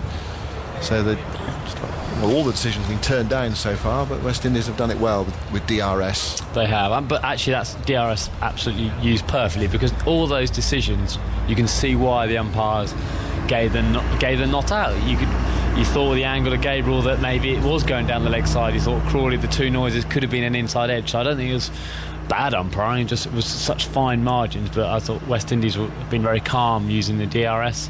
And you've seen this morning that clearly they've chatted about trying to hit the stumps more, trying to bowl that slightly fuller length. They've got 2 LBWs and a bowled. Because of that, obviously Ollie Pope nicked behind. But it's been a fantastic morning's cricket. Obviously without the atmosphere, without people actually watching it, but it's been on a knife edge. Some cracking shots by England. Those 2 from Ollie Pope were just absolutely pure class. He kind of almost felt like he changed the course of that test match, thinking, England are going to go, and a bit of a soft dismissal. Just fiddling about off stump. He'll be frustrated because he looked at unbelievable rhythm and form, even only facing 10 balls. But it's again, it's a it's a good cricket wicket, isn't it? It's not a 400 wicket by any stretch of the imagination. There's something in it. If you miss your lengths, there's enough pace in it to be punished for the batter. The ball comes onto the bat, but if you get it right, there's definitely something in there. Stokes dropped as well. Fine leg by Roach. It would have been a tremendous catch if he got there. He did get there, he just couldn't quite cling on. He completed the catch, is what I mean. The noise you can hear in the background is the hover cover being taken out to the middle. I hope that is a precaution over lunchtime. Just put the cover on just to make sure they don't get caught unawares by a passing shower. We have uninterrupted cricket this morning, which is fantastic to say. And England have struggled, 105 for 5. But we've said it many times over the years, the best cricket is when the bowler are in the game as well, rather than just those flat pitches like we saw at the MCG when people just did all sorts. Reel off 200s and things like that. God, the game's changed, isn't it? Commentators wanted even cricket. Poor batters, when it's flat, it's not fair. Or anyone could have scored a double hundred on that pitch.